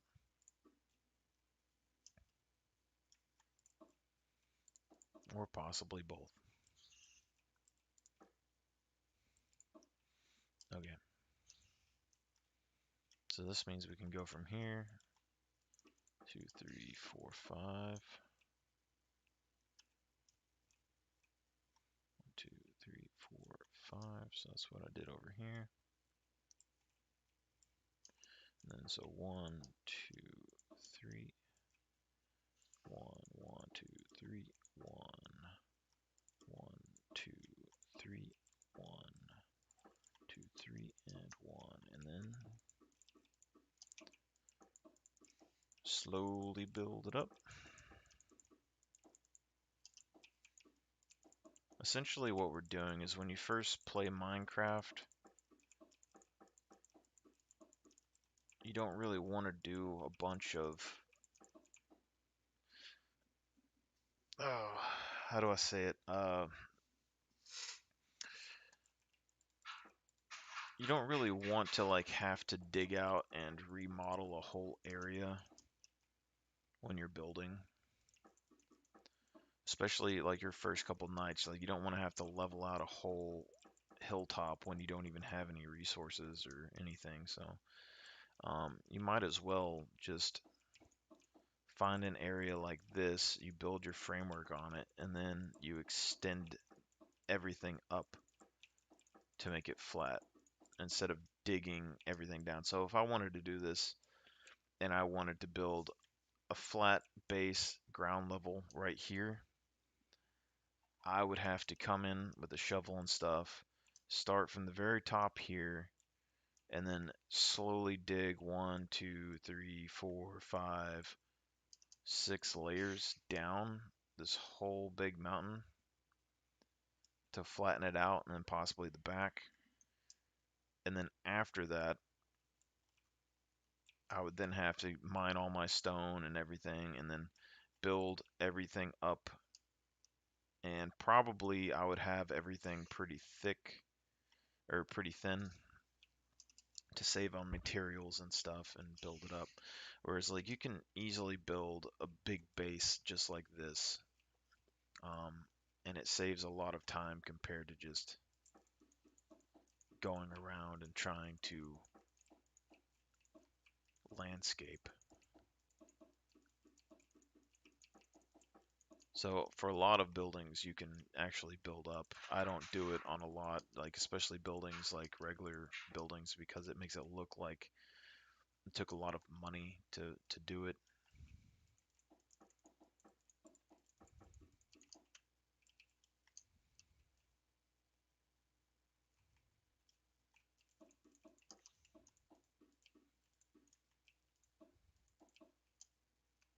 What is that?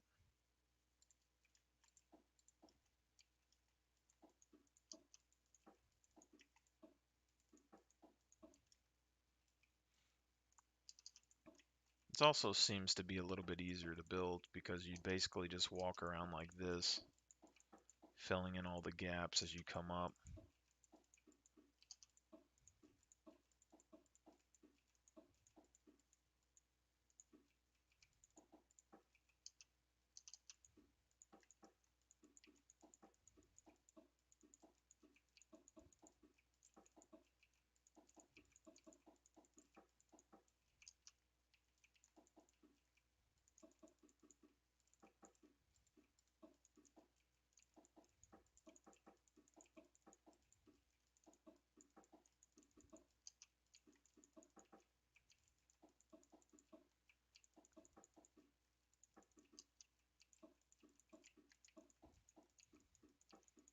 And you could do this for, have one for farmland, one for trees, one for mining.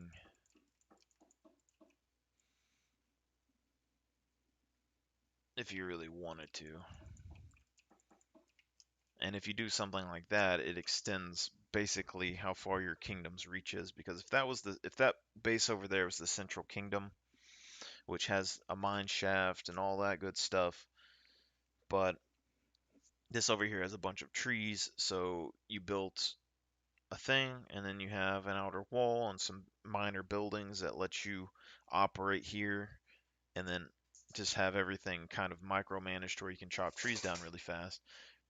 And if you do the same thing with food and the same thing with mining, then you're going to have three very big areas with the basic blacksmith, the basic bread shop, the basic houses, um, stable, all of that that you would have for each individual area. And that alone is three zones that you would be making.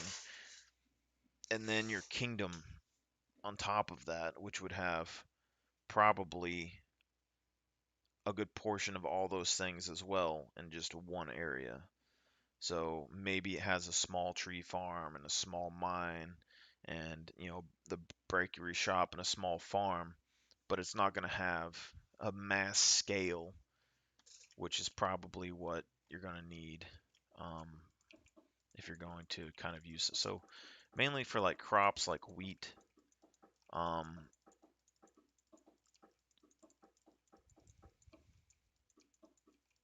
which you may use for like peasantry type of houses or something.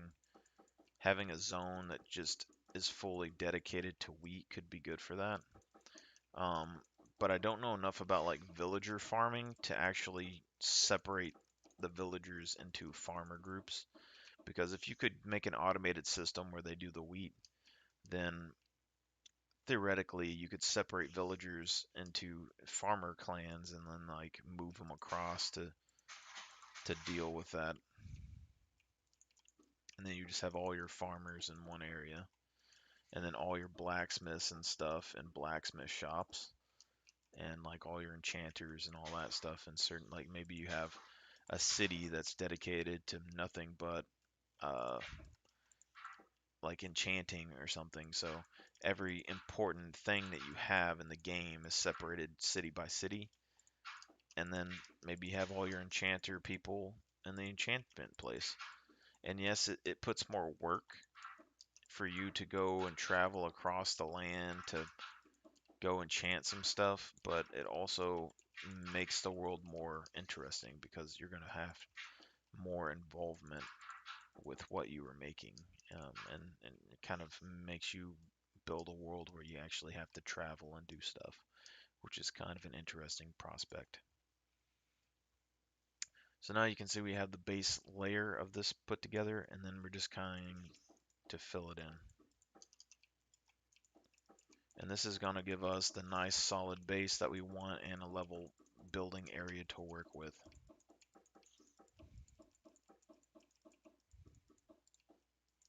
And you can use whatever blocks you want on the interior as well.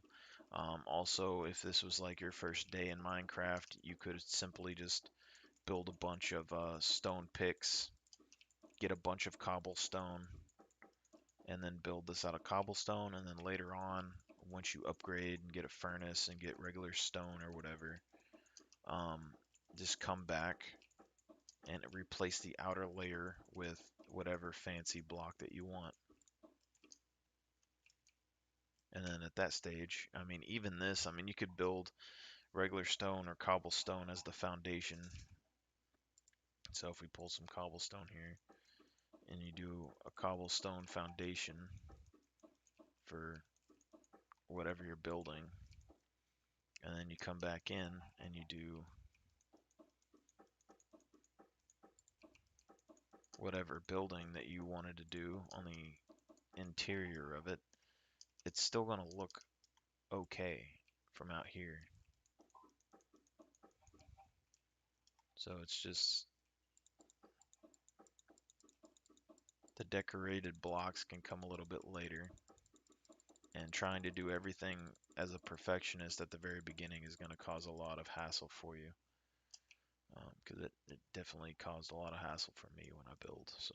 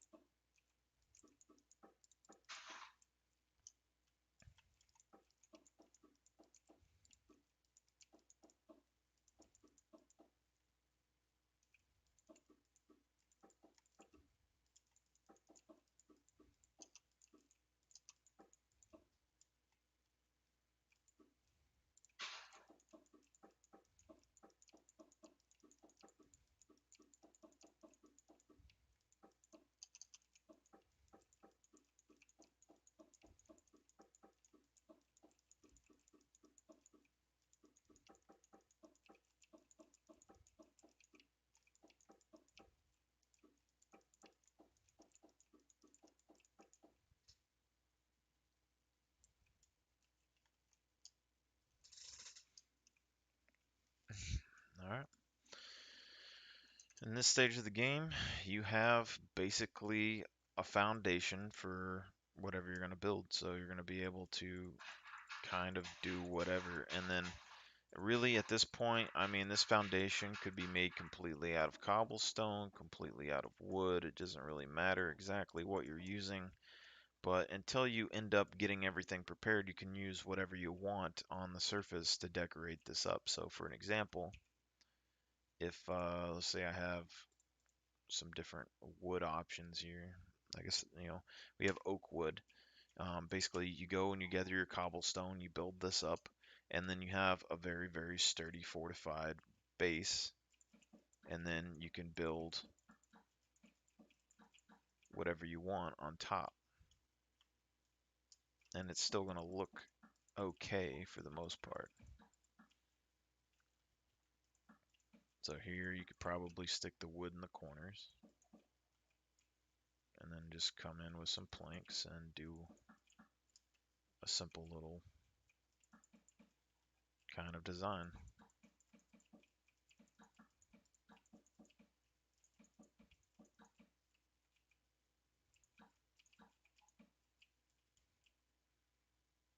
And then from out here, I mean, it's still going to look fairly good.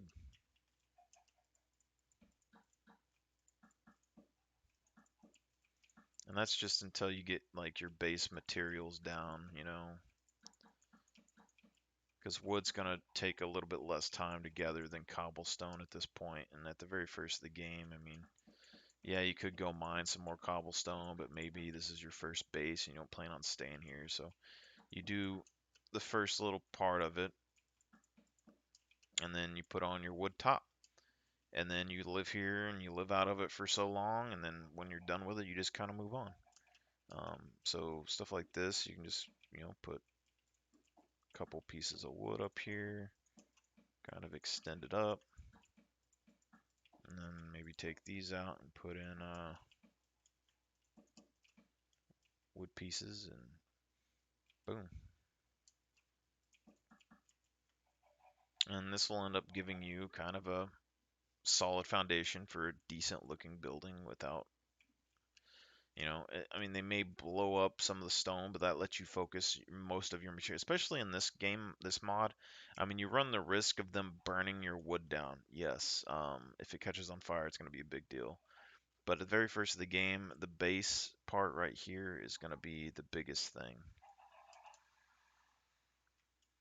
So this also gives you a kind of framework that you can kind of play around with while you're building all your stuff. Um, And especially if this is the place where we're cutting all the trees down, I mean, it just kind of makes more sense to have things built out of lumber just because you have a good source of lumber here to repair it with.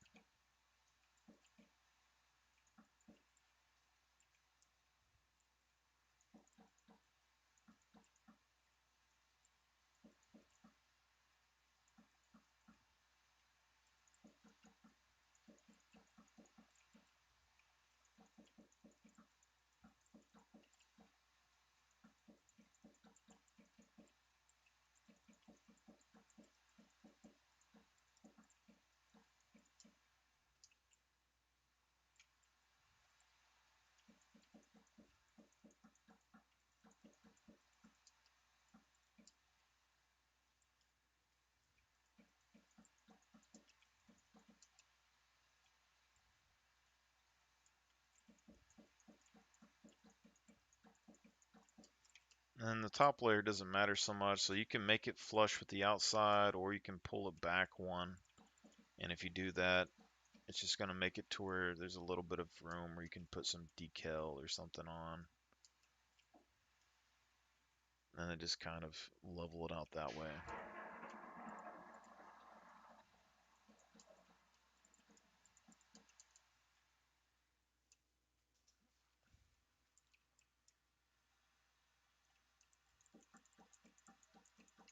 So biggest threat here is right here in the back, because it's low enough that they would be able to catch the wood on fire, so you might have to cut this out a little bit.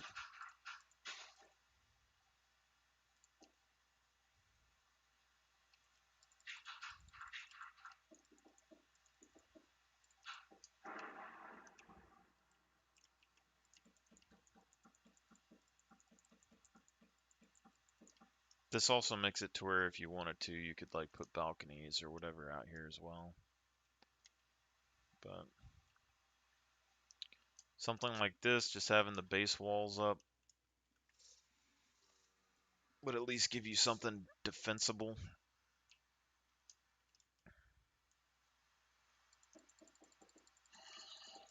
Me, I'd probably want a little bit more stylish of a entry point, so I mean,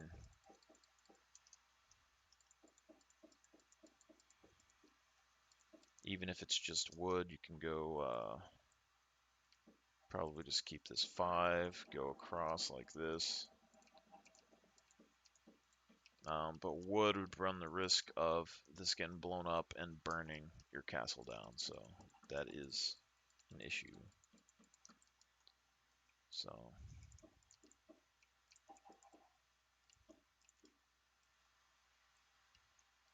what, that's 5. So then you go down 5.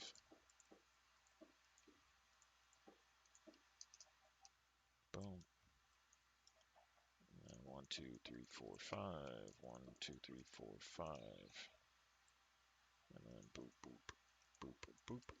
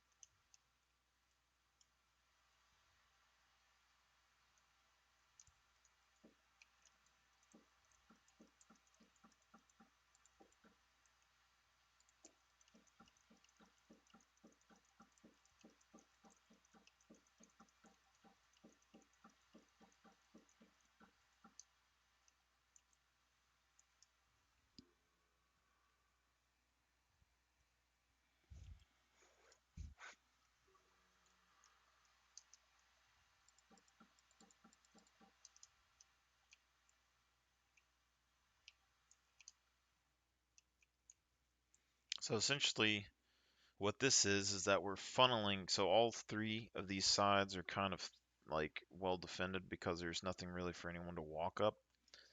And then we're gonna have basically the front gatehouse, then the second level of a gatehouse, and then an outer wall with a gatehouse. And that would make this a fairly defensible area. And then outside of that, we could have um, a small couple of buildings or whatever, and then the rest of this land will just be uh, trees and whatnot.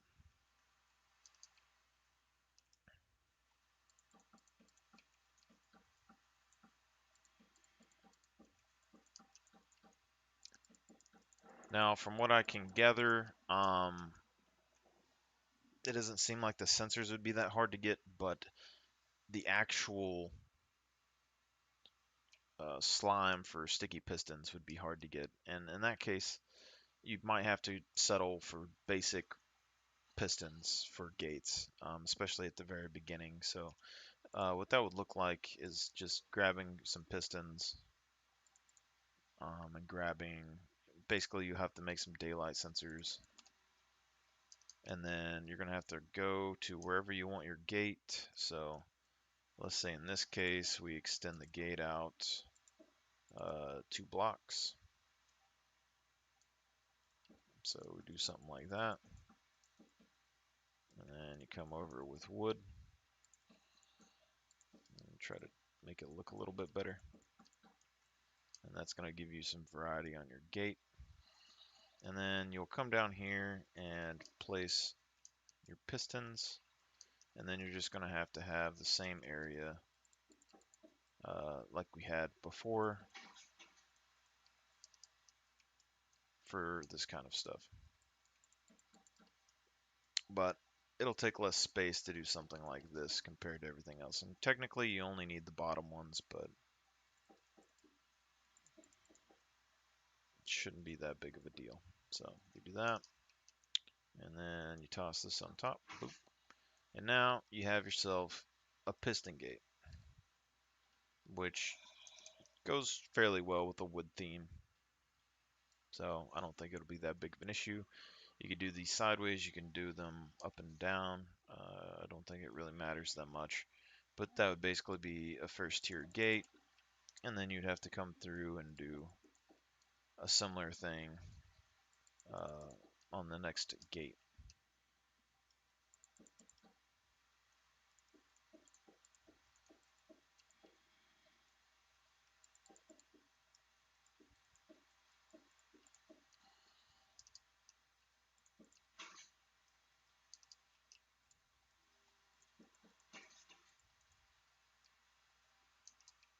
Alright.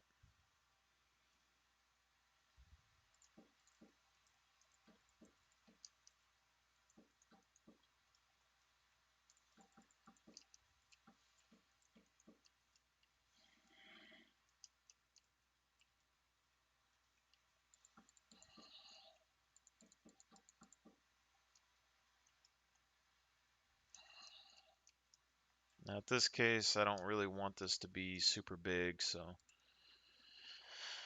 come over here and grab. I mean, this is all going to burn down pretty quick, so stairs. Grab some spruce wood, and I'm just going to do something simple like this.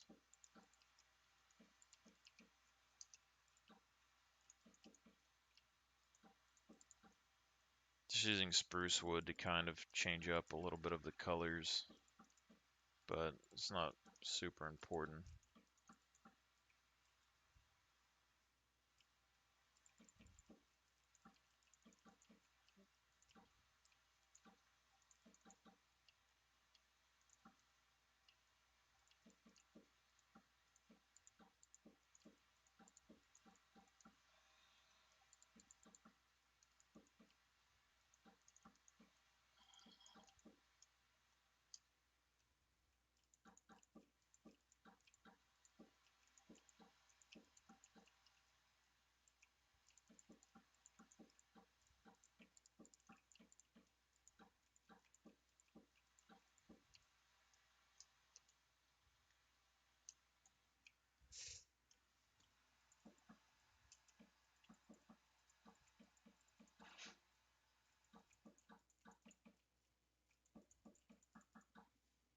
From what I saw, the sensors were just quartz, I think was all it really needed. And if that's the case, then quartz shouldn't be that hard to find. As for these towers, just simple design.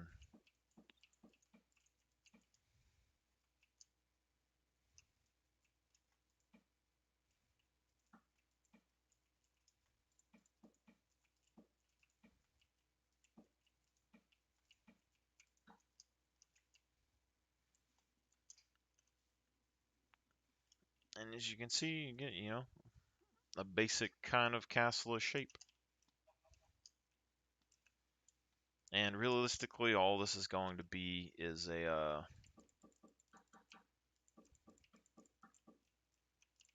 essentially just a one-room building.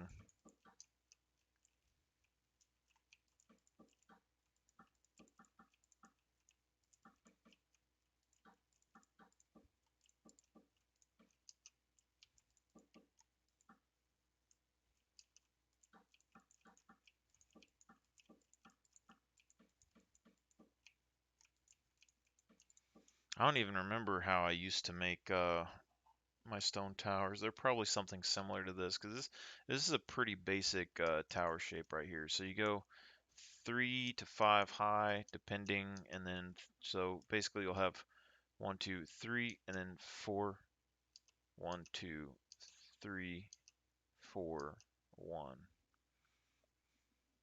which will make the towers 9 tall. Which, if you're building just for convenience and stuff in Minecraft or just kind of base usefulness, a 9 tall tower is perfectly fine. If you're standing on the same ground level as a 9-foot tower or 9 block tower, you can see it's a medium size. It's big enough for you to be like, okay, I mean that's a fairly defensible thing. But the main thing is that the walls that connect to a 9 high tower will be anywhere between 3 and 5. And 3 is the minimum wall for basically almost anything in this game. So a 9 tall tower and a 3 to 5 tall wall is basically all you really need. So if you're doing something purely for uh, kind of the purpose of having a castle or something in the game, you don't need anything more than that. But as you can see, just having the base platform built up makes it to where it looks a lot bigger. So right now, I mean, that's a 9 tall tower, but we've extended up from this ground level by another 5 blocks.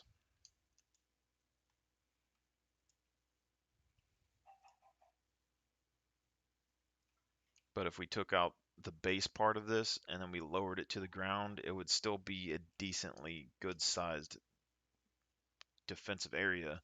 But instead of looking like a castle, it might look more like a fort or something because it's not really a defensible area if you do that. It's just a kind of a small place. And then for us, if this was stone, we'd thicken the walls. It's wood, so it doesn't really matter. So we're basically just going to kind of keep it how it is. I plan on all this burning. But if it was stone, you're basically going to want to come in here, or maybe you build this and then you're slowly upgrading it. So what's going on here? Oh, I got you. So what would happen is, oh, that makes it to where you can't, huh?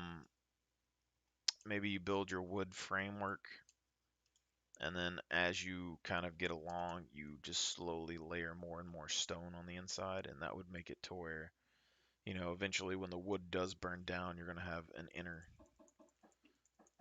stone layer, like so, that you can kind of keep as a framework.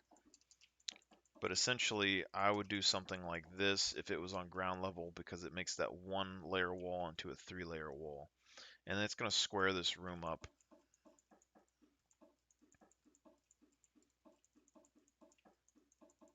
as well as let you make this wall into a walkway if you want, because 3 is kind of the minimum for a walkway.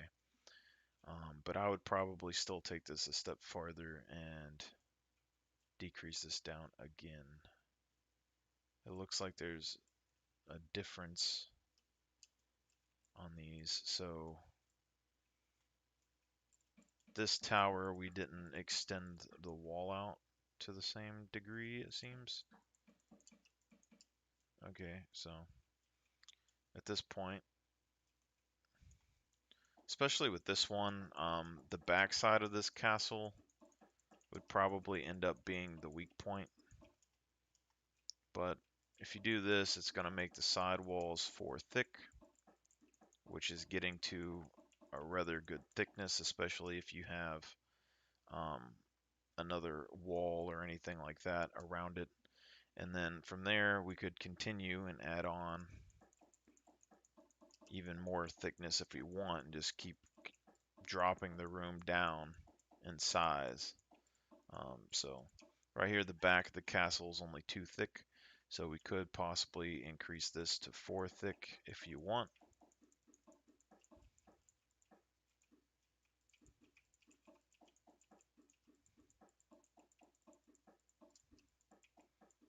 Now you have equal amounts of protection on each side, and you still got a fairly good room. And this is going to be probably about the same size or a little bit bigger than most people's starting Minecraft kind of house or anything like that. So there's nothing wrong with this size, and you can kind of do what you want. Make this into a little storage room or something, or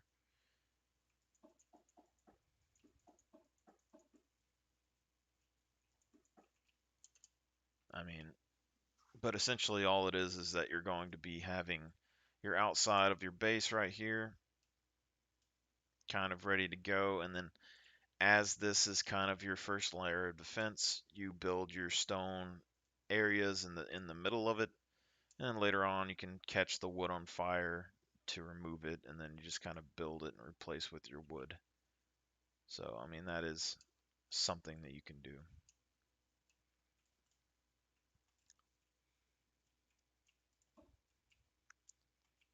The only problem with these daylight sensors is that it will lock you in at night, so that is probably the only downside. However, in this game mode, you probably don't want to be out at night because it's going to be super deadly. Things are just going to continuously spawn, and you're never gonna win against that. So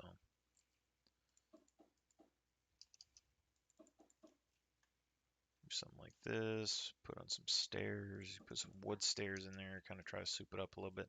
Here's my problem is with this. So the way they got this set up, it's going to be pretty difficult to get in and out of your gates just because um, you're going to have to lower it down like this to get in and out because of those solar panels, but not a big deal. But you'll have your basic room right here. You'll have your storage stuff and everything else that you could possibly want. So I feel like that's perfectly fine for this. And then, you add your next level. That means that you could possibly use one of these sides or both sides of these instead of storage just for like stairway to the next level. So, I mean, that's something that you could do. So you could just come in here and, you know,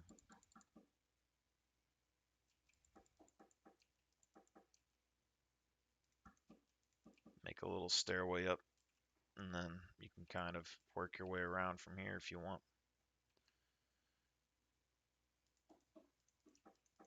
And this means that when everything eventually does burn down, you'll still have the stone here to kind of give you a framework to build onto. But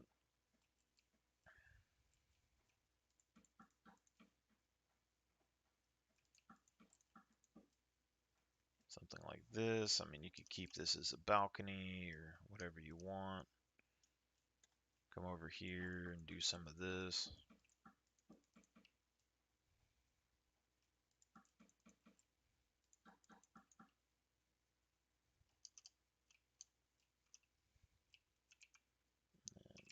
fence,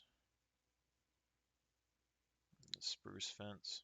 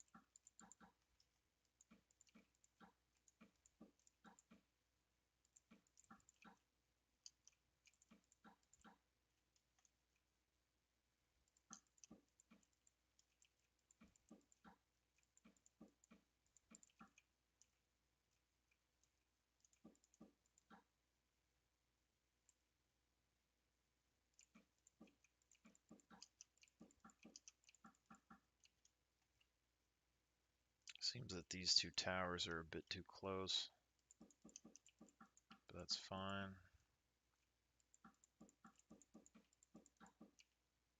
So we're going to move basically these towers from having connected bridges like we had on the other one to just a standard sort of tower shape. And we'll extend this up 3 blocks.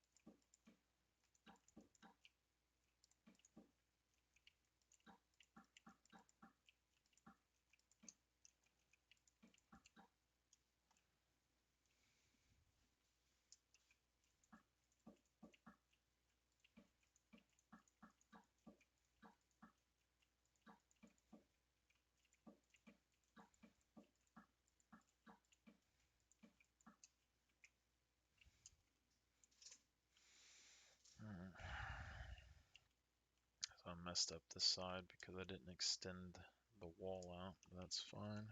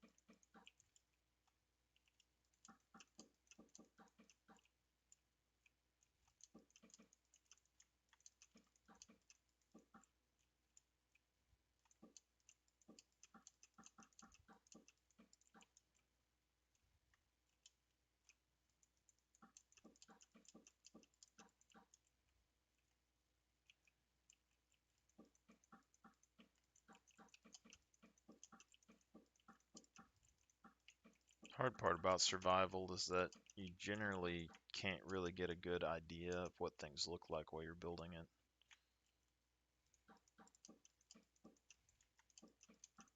Because you can't get an aerial view. So that's where in survival you can kind of end up with some wonky shapes because you can't really tell that you messed up somewhere.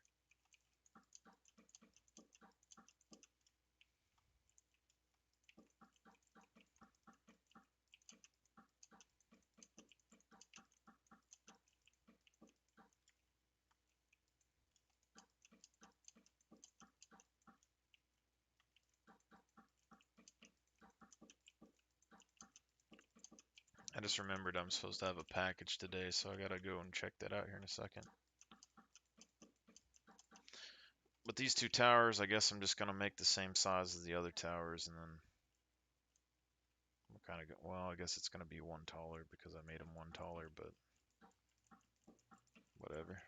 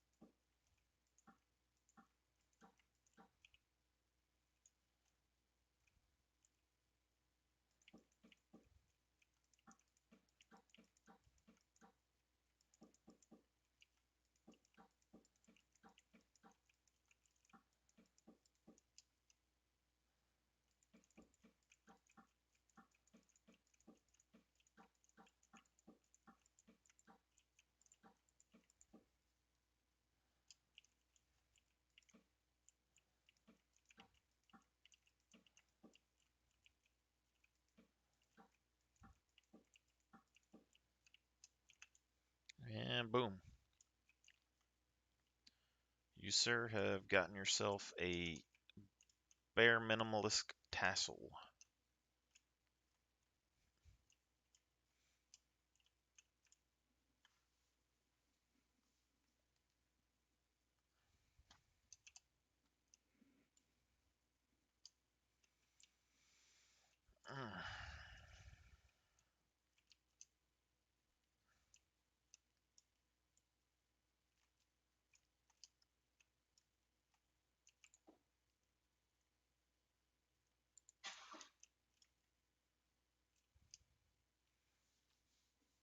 So now we're going to want to make an outer wall.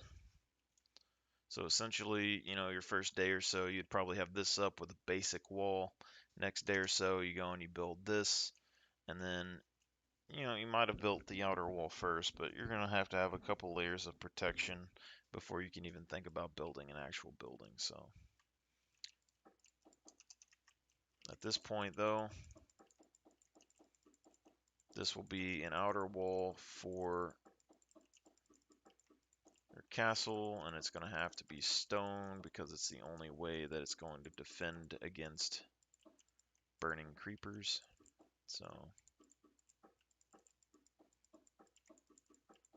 this also makes it to where the area around your castle is kind of limited to where you don't have to carpet everything or slab everything, which is also a plus because it's going to save a lot of time.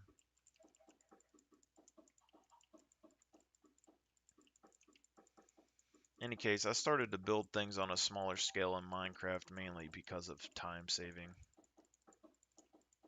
Like if your goal is to have a kingdom and you build one of the massive buildings and it takes you a few months to get to that point, well, I mean, you could have gotten your kingdom built with far less effort building it smaller and probably achieved a pretty similar goal. So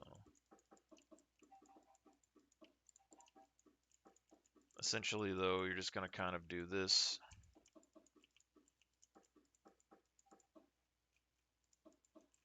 until you have the layout of your wall.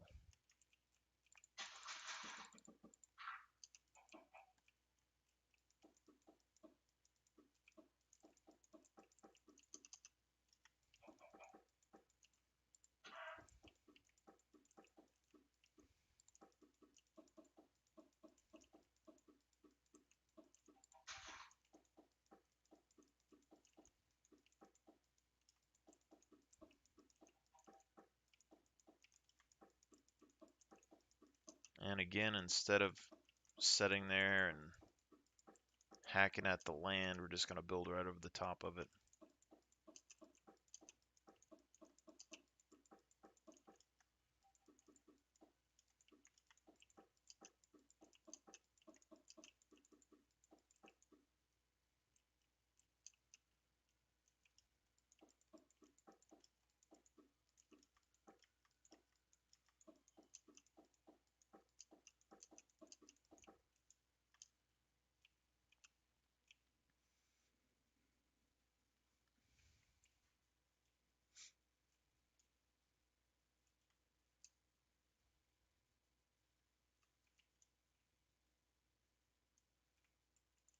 I wasn't really planning on doing this, but I think I'm going to have to. So basically, I'm just going to kind of mark out this side and then work my way up and just kind of cut this area off. That way we can secure this whole thing from something coming up this backside.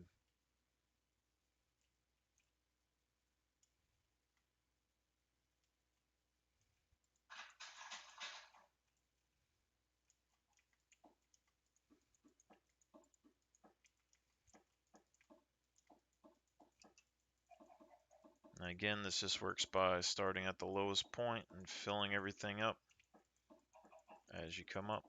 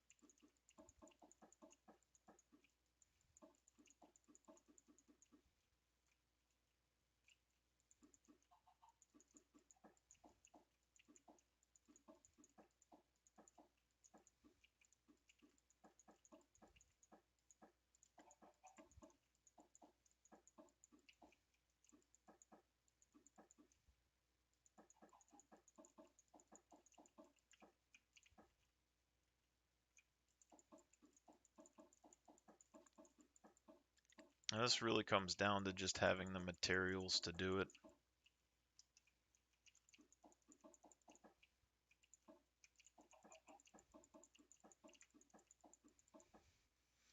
It would have been quite a few stacks of stone to actually get the, I mean, if you're doing the cobblestone, I mean, it would be a lot faster than making all these bricks, but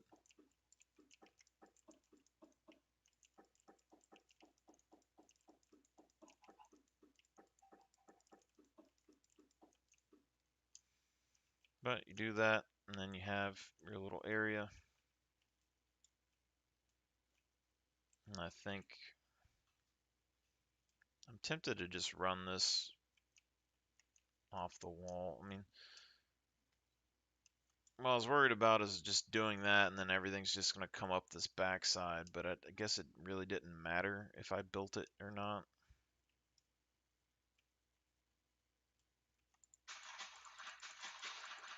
But anyway, to minimize the amount of spawnable ground that these things have, we're going to just come around and build. We could do lava, we could do water. Starting at the game, water is going to be a lot easier to come by, so I'll just use water. And then we're basically just going to, I guess, run right along here, maybe 4 blocks. I don't really know yet.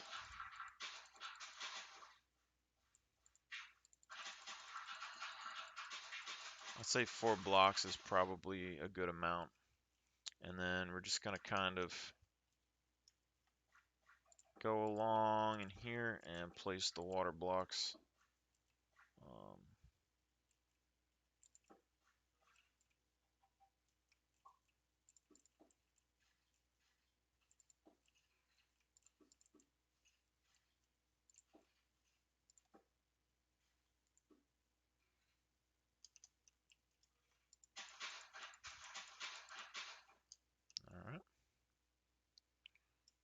this should allow us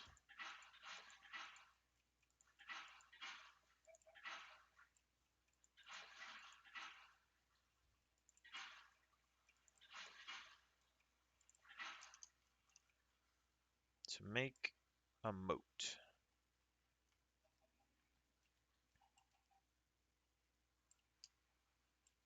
And this one doesn't necessarily have to be any certain size. And I guess I'll go ahead and extend this wall out and just kind of funnel the water with it.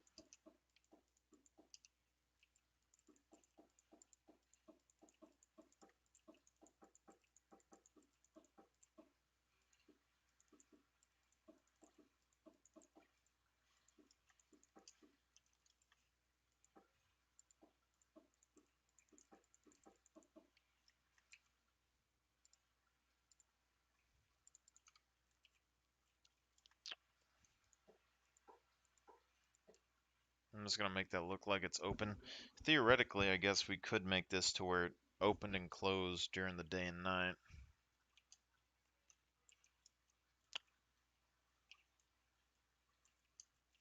That actually would be kind of interesting. So, like what we did, instead of having dispensers at the first of the game on the other wall, we could have had just like a opening and closing piston with water behind it.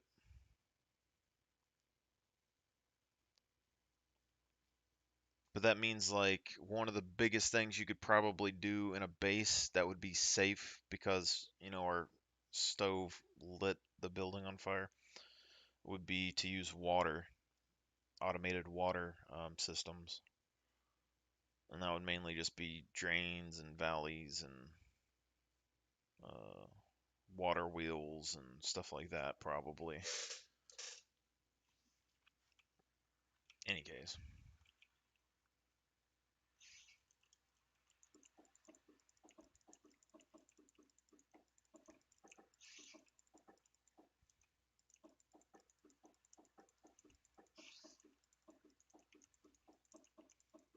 So an outer wall on here, we're basically just going to make it just big enough.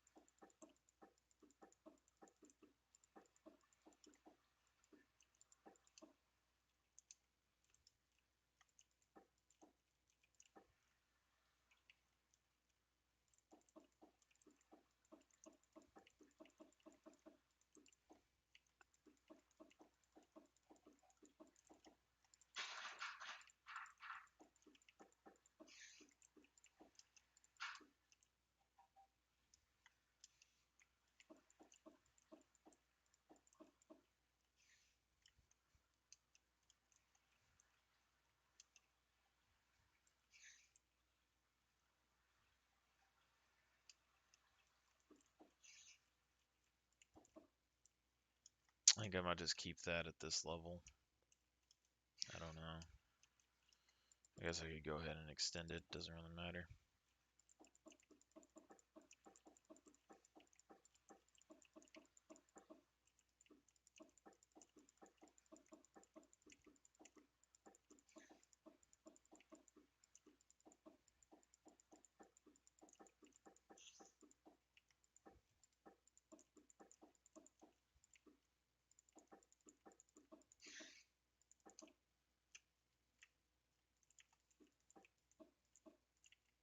Five thick in front. Huh.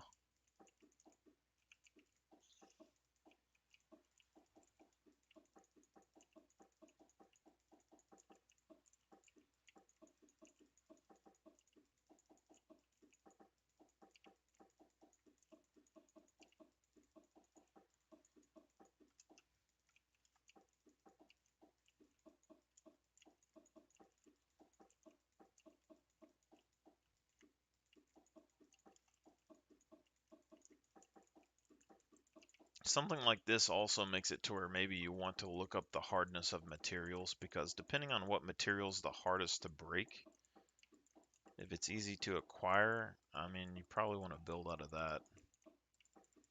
I figure stone blocks would be pretty solid.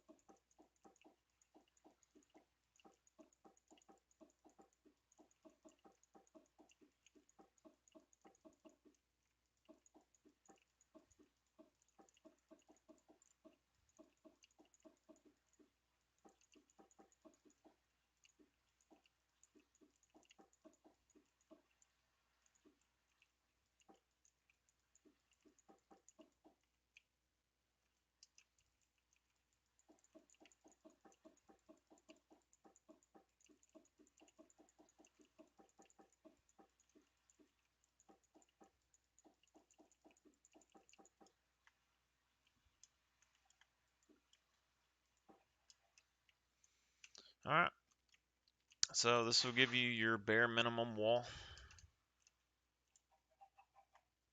of 3 high over here. And then you could build whatever you wanted on top of it to be,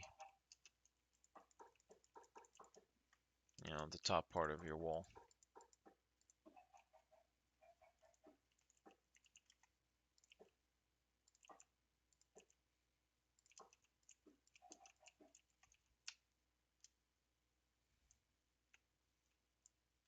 For something like this, you probably want your gate to be offset.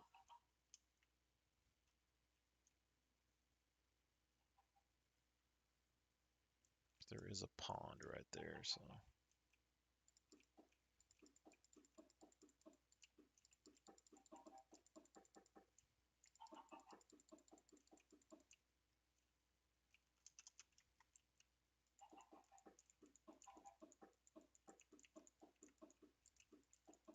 I guess having water underneath your gate could be a good thing. Anyway, I'm gonna go over here. What am I looking for? Daylight sensor. This stuff. Sticky piston. This is mainly just because I'm curious. So if we go 2, 3, and then we're gonna have to go boop, boop, boop, and then you're gonna have to go boop, boop, boop, and then we're gonna have to go boop, boop, boop. Set those to night.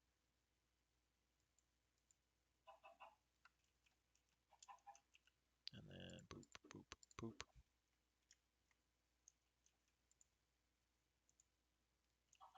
Okay, interesting. And then you go boop, boop, boop. And then boop, boop, boop. Okay, and then you're going to hop over here and go boop, boop, boop, boop, boop. And then you're going to build this up one more layer. And this up one more layer. And then that would make it to where you can put these. And then you could put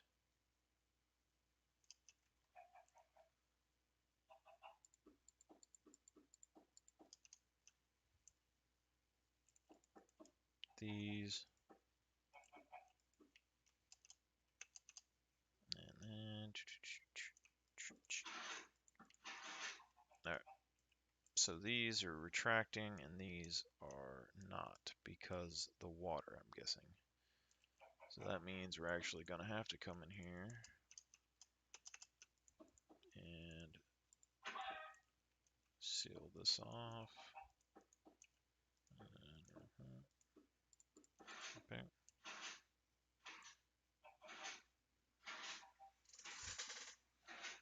Now this is interesting. Why is that?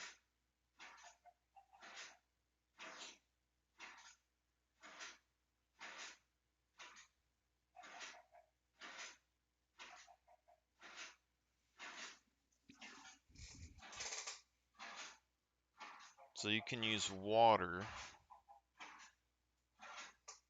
to make automation devices that could send red zone signals and stuff to different areas.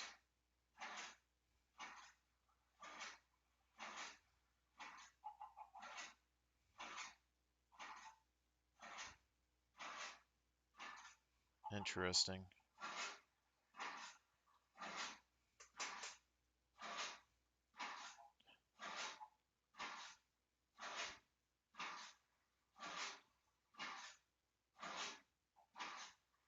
Why did it change?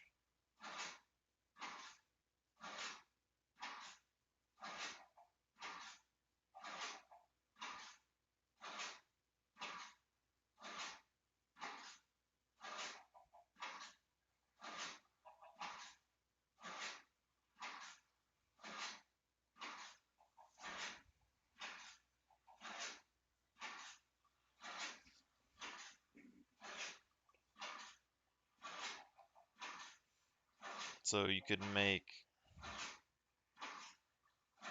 a system that floods an area.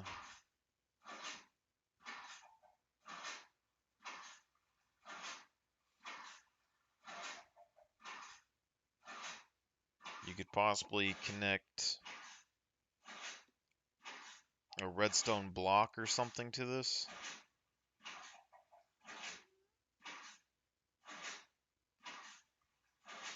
So it could be like a water-powered clock with only like 2 components.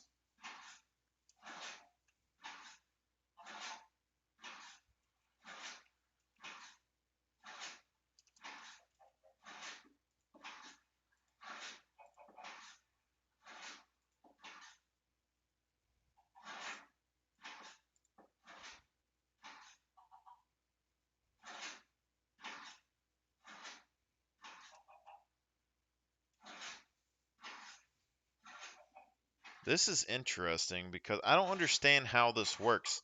So we just blocked off one side and they were both firing at the same time. But now they're going down at the same time, then up at the same time, and then just the middle ones are going down and then up.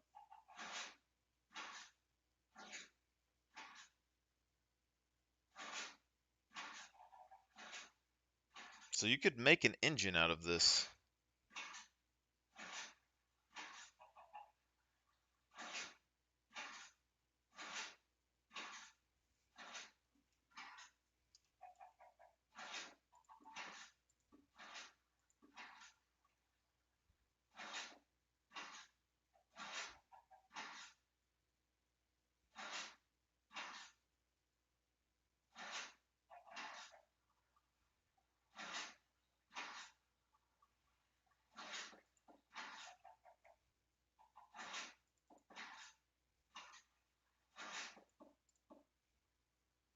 Alright, so now that's fixed, and that means that we could theoretically make...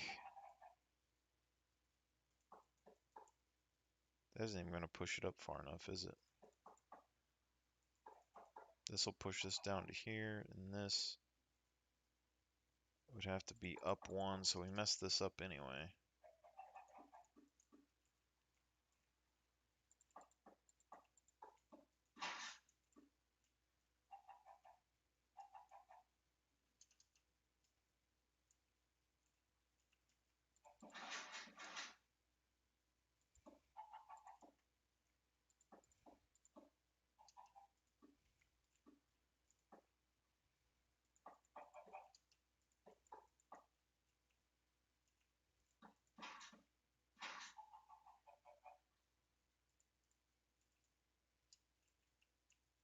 All right.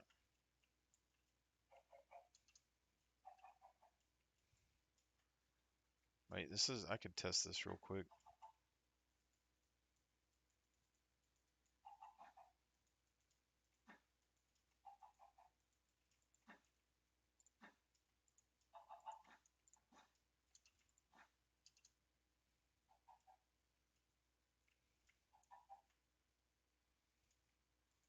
So if this works, it means that we can use the carpet to cover this up, and then no one would know. And that's even crazier.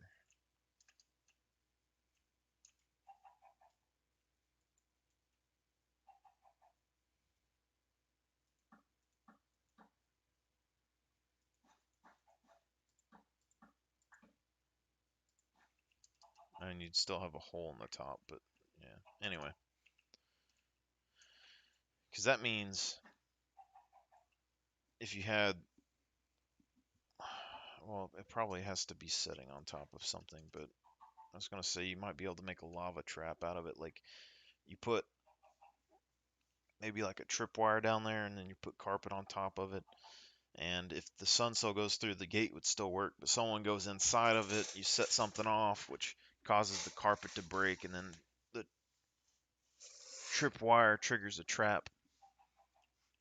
That could be interesting.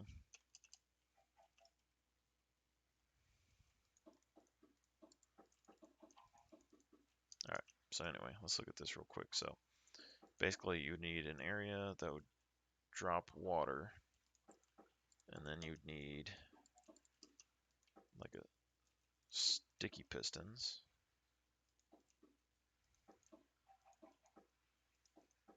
Okay, and then you'd need some of these. And then you would take water and cover that up.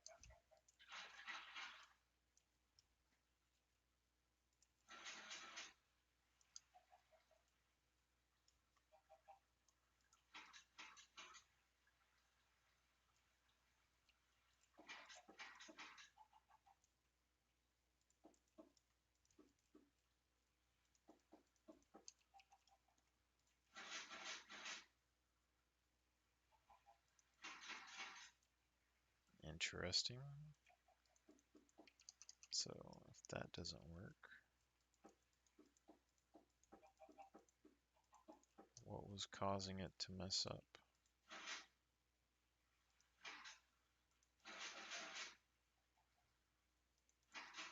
Unless it only turns on at a certain part of the day.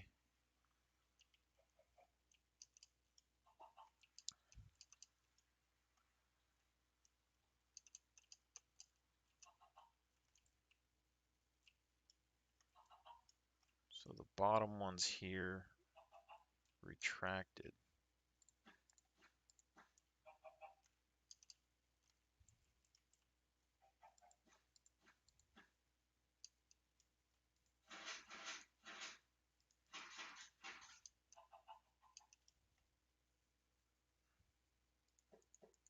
Oh, gotcha.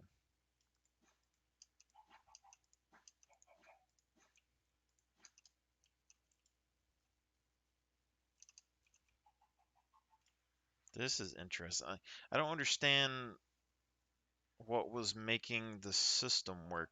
The only thing I can figure is that the sun was out, so these were retracting. Then the water covers it, which makes it dark, which then made them extend.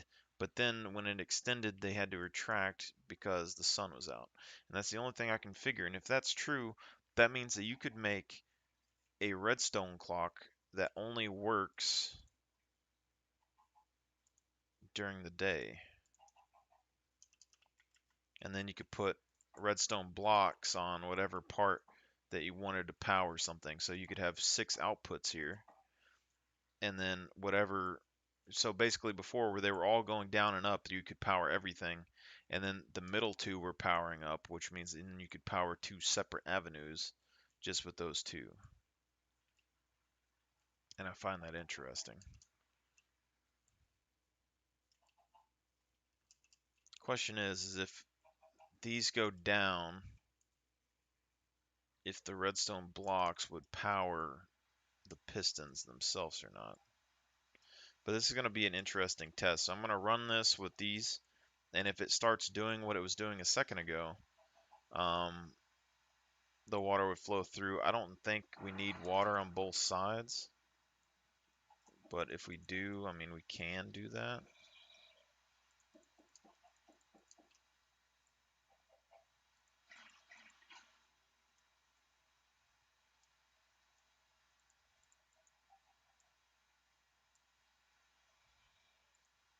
So these are now frozen because they're redstone blocks, I guess.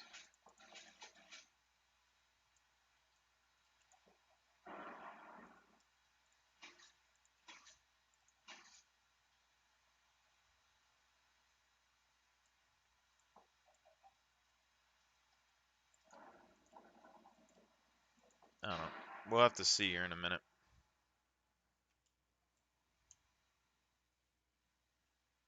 Okay. Oh, there's snow here, so it could freeze over. Alright. But this means that we can take a slab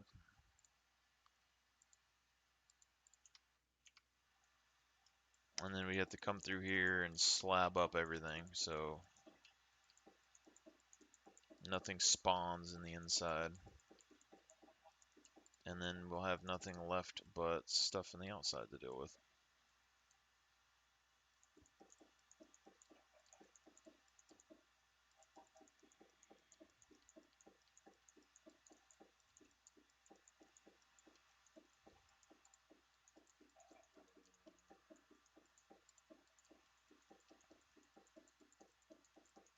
And realistically, I mean, carpet's a better option just because you're still able to get into your gate without having to do anything crazy. So I do still like the carpet. And also it does make it look like it's green grass.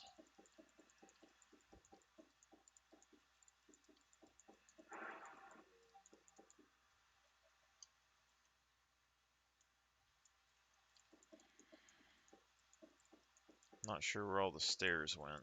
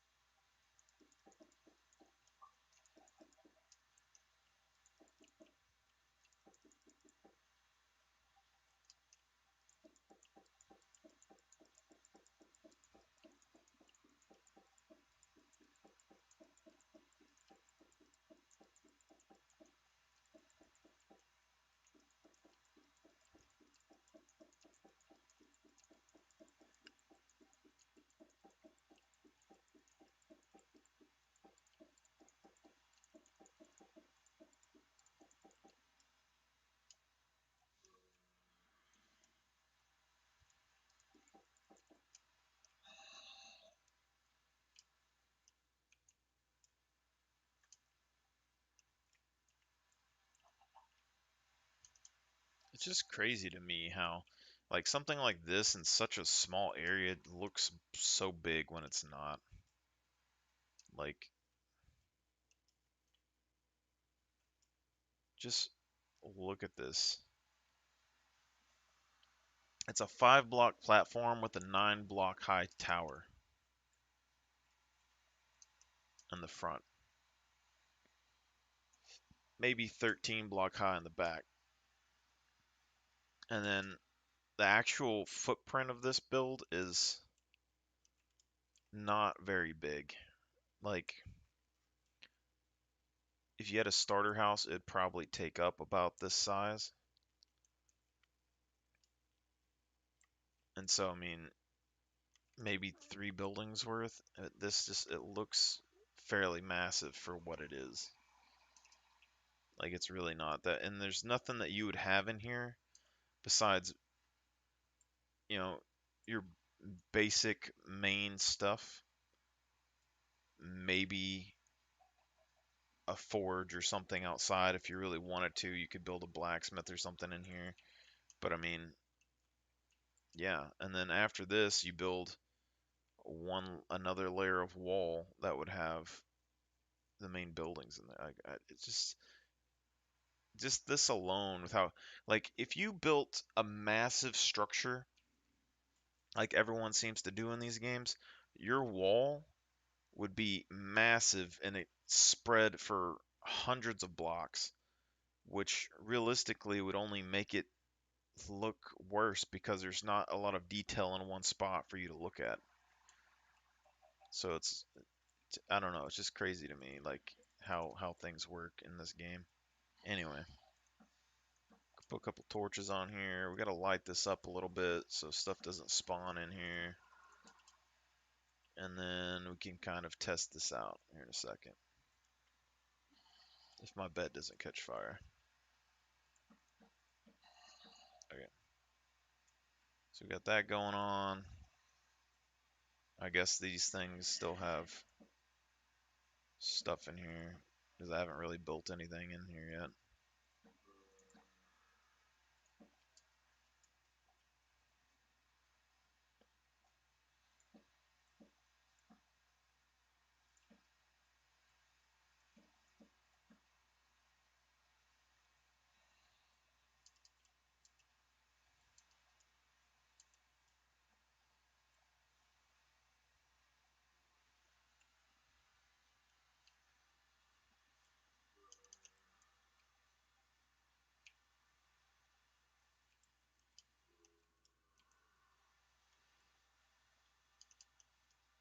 I don't know why there's a zombie in here though. I guess it spawned up top and fell down.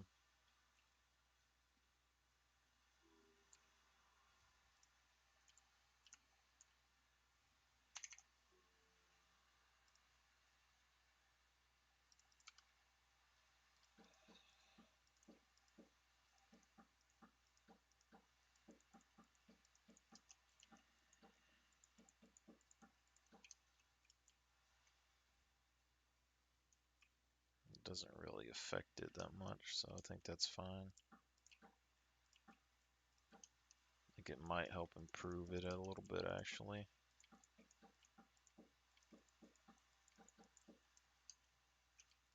Keeps things from spawning, makes it look like it's a consistent color.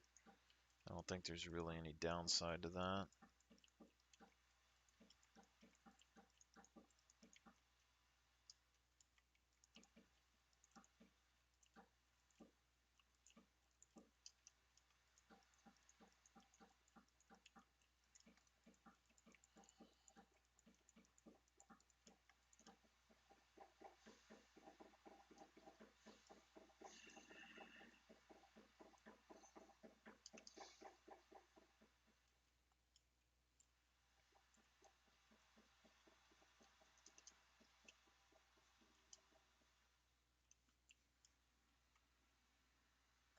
This kind of makes me wonder if, I don't know what biome rains the most. This is in extreme hills.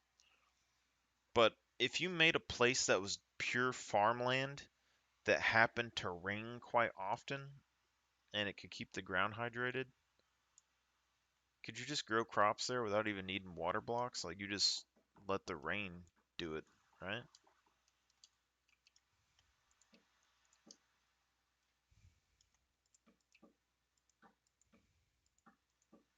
I don't think I've seen anyone ever do that in a game either.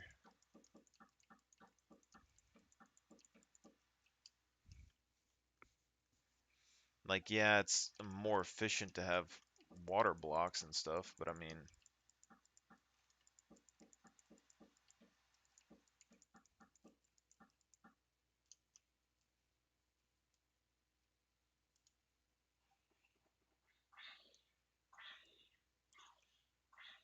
so the sun is out,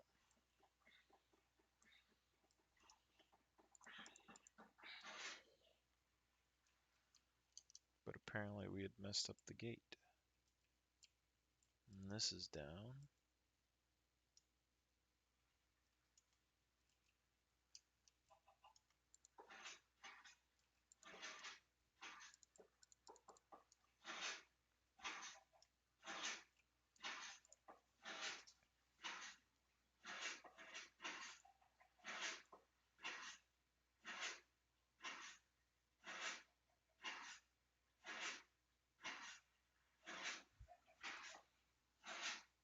So basically, if you put a block on here,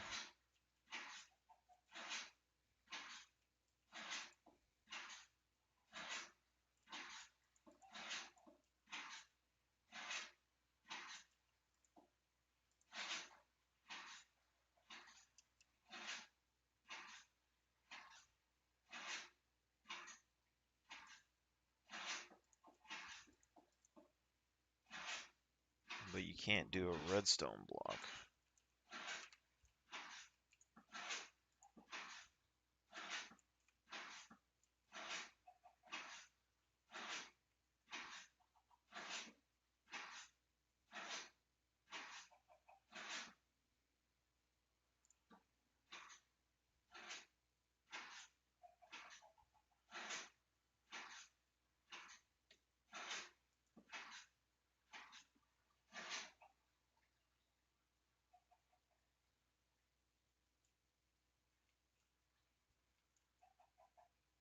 I find this interesting, but how would you use it? If you can't, you have to have like a redstone signal going into it. And then use this to finish it. So if you only used one set of repeaters, or one set of pistons, you could put repeaters and stuff that go into the block with a redstone signal. And then when the piston activates, it would finish the signal, and then you could kind of use that to do stuff, which is interesting. So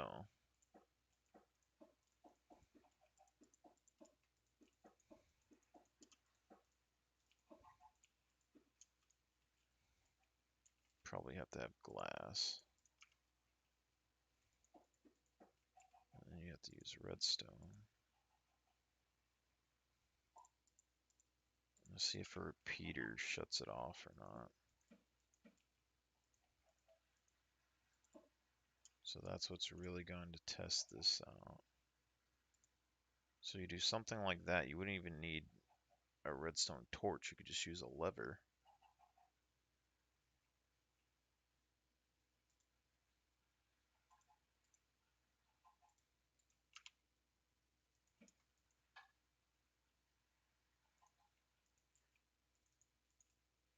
And then you reduce one, and then you would have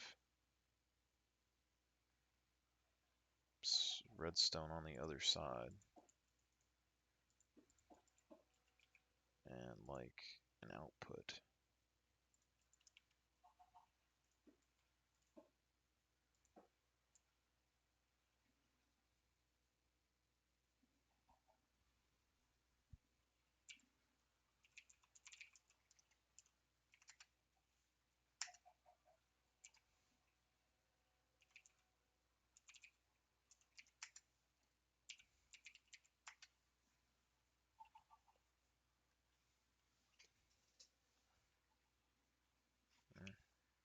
notice wait. But it basically means like during the day, if you wanted something to happen, you'd flick a lever, boom, boom, and then it could start activating, and you could pretty much run stuff off of the water clock instead of just having like a bunch of redstone, you know, because people make redstone clocks and hopper clocks, and hopper clocks can do things um, like have it set off every so often when you need it to go off. Redstone clocks kind of can go rapid fire. Water and a solar panel and a piston is a very small space, and it can apparently make a very simple clock.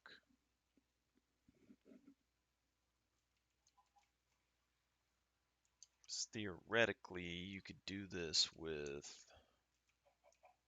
two, depending on if these let sunlight through it or not. You could do it in like a 2 or 3 block radius.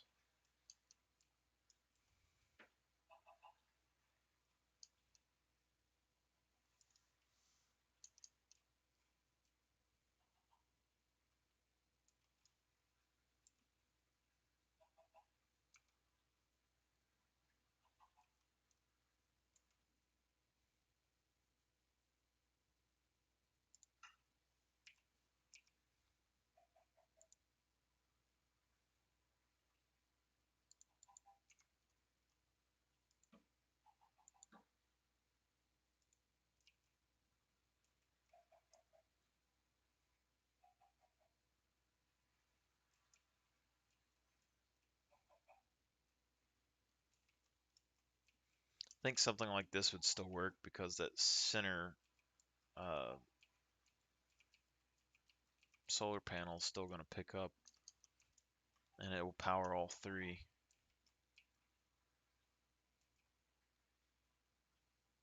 But I don't think this would power through this block. So it's kind of a waste there.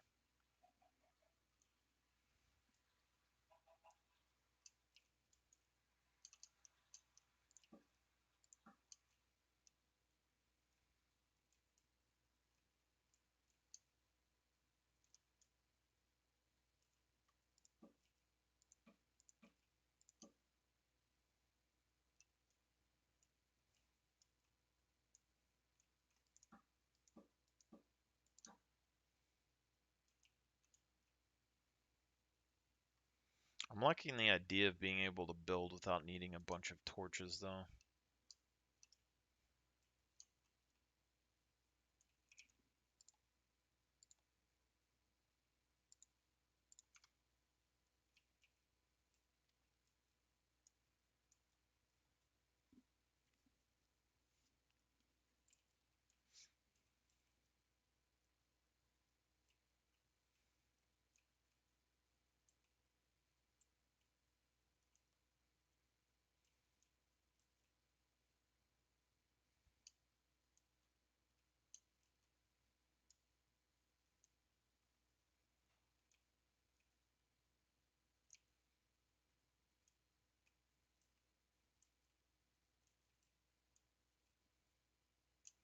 Not really sure what the best way to get into these is. Probably just to connect these towers together.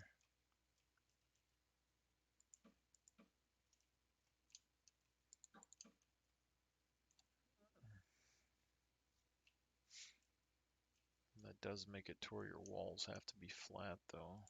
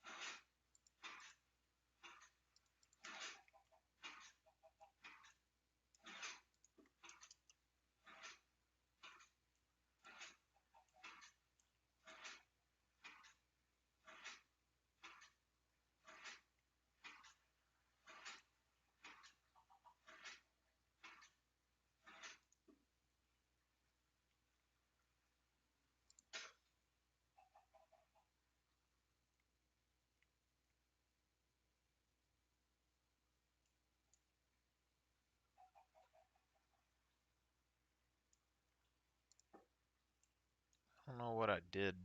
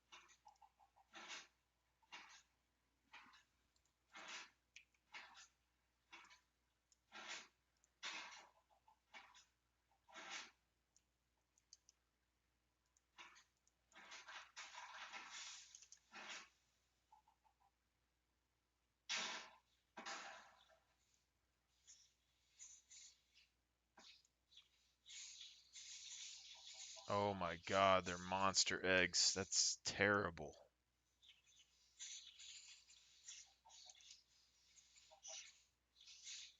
This whole place is built out of monster eggs.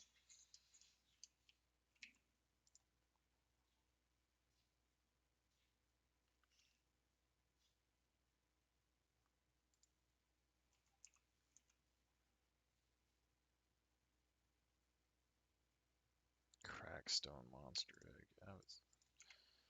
This whole like, my good, like this whole thing is now it's just a waste because it's all silverfish.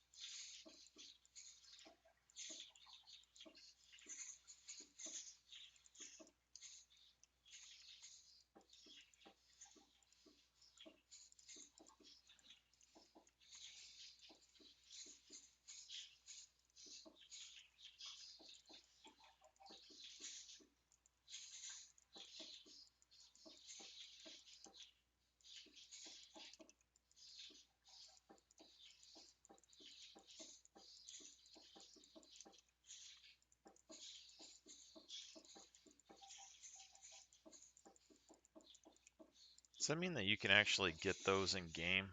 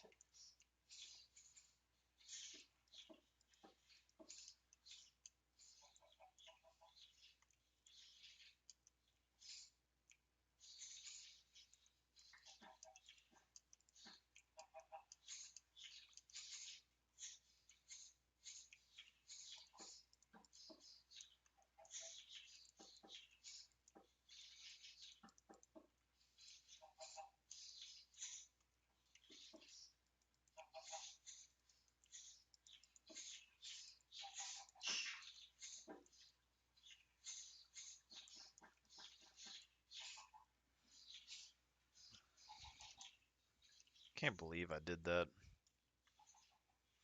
This whole place is nothing but a pile of monster eggs, and I'm not gonna be taking that part.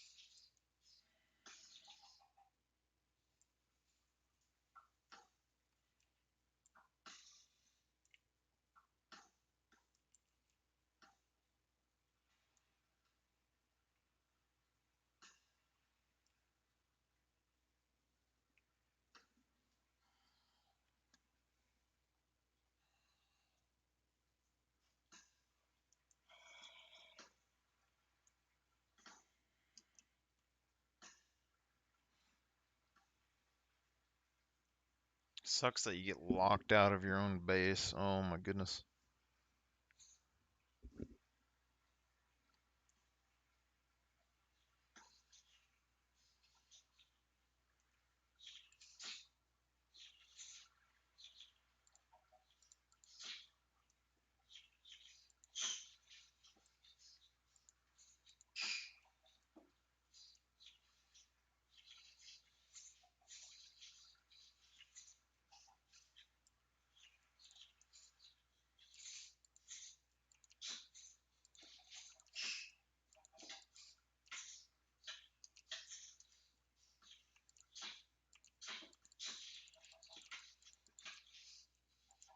My God, they're super fast.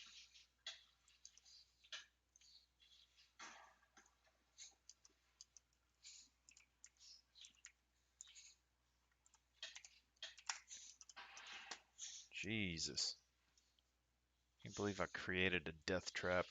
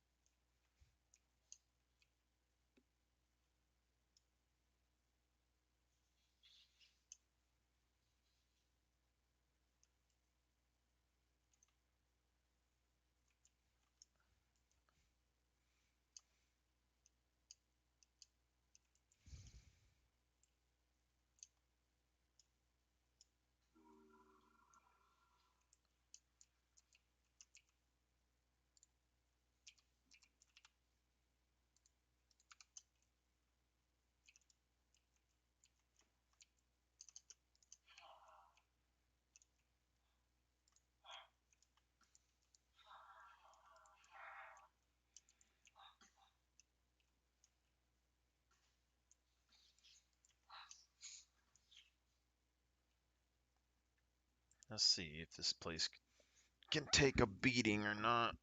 It's one day worth.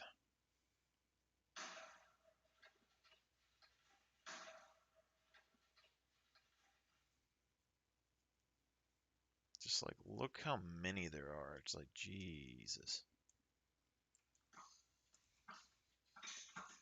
It's only worse that this thing is made out of those monster eggs. Every explosion's going to make a ton of those.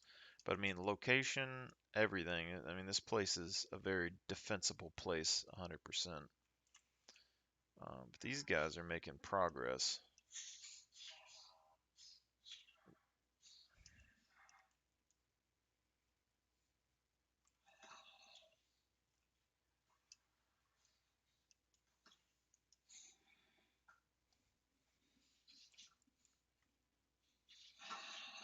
You see this guy? He's dug through that stone in 2 seconds. Why do the zombies dig through stone so fast?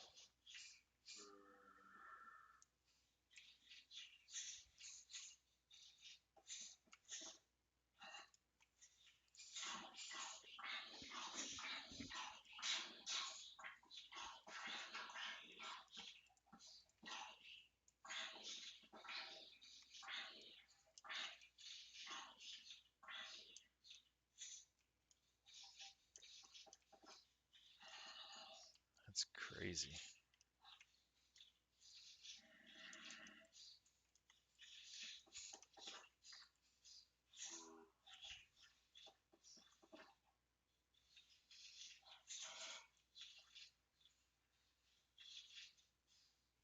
I thought they needed a pick to dig.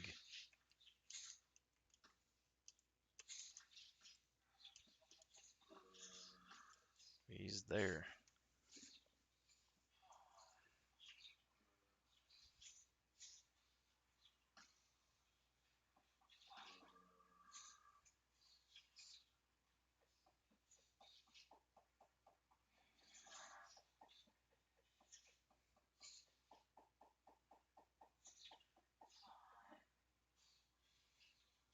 Why does it take them longer to go through a slab than it does an actual block?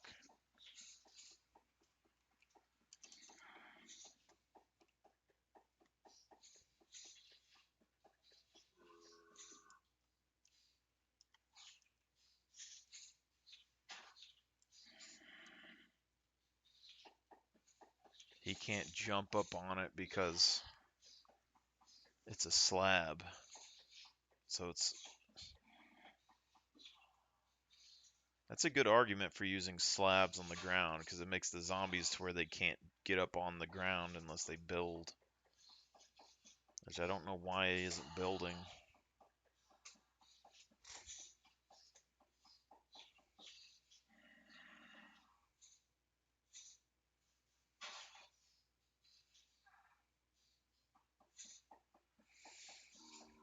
Hmm.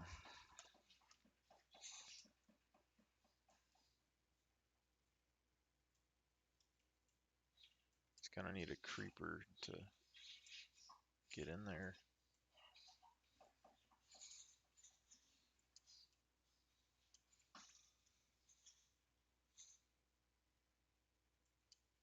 It is really interesting to me though. But it's probably better just to use cobble in your actual, like these slabs. If it's going to be this effective versus zombies, I mean, that's probably the best bet. It's taking him a while to dig through each individual slab, and he's not going to be able. And if you had stone underneath the slab, I mean, that would take a long time for them.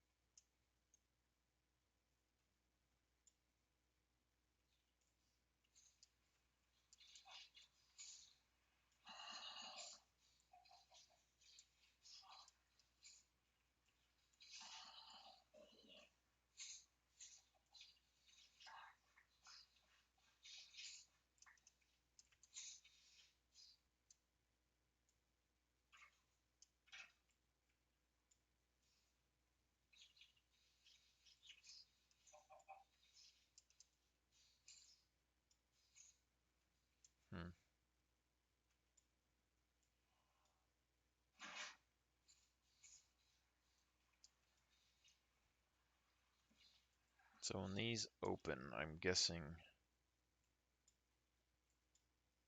it's around about all the time. Yeah, so those daylight sensors are pretty on point with how long the creatures live.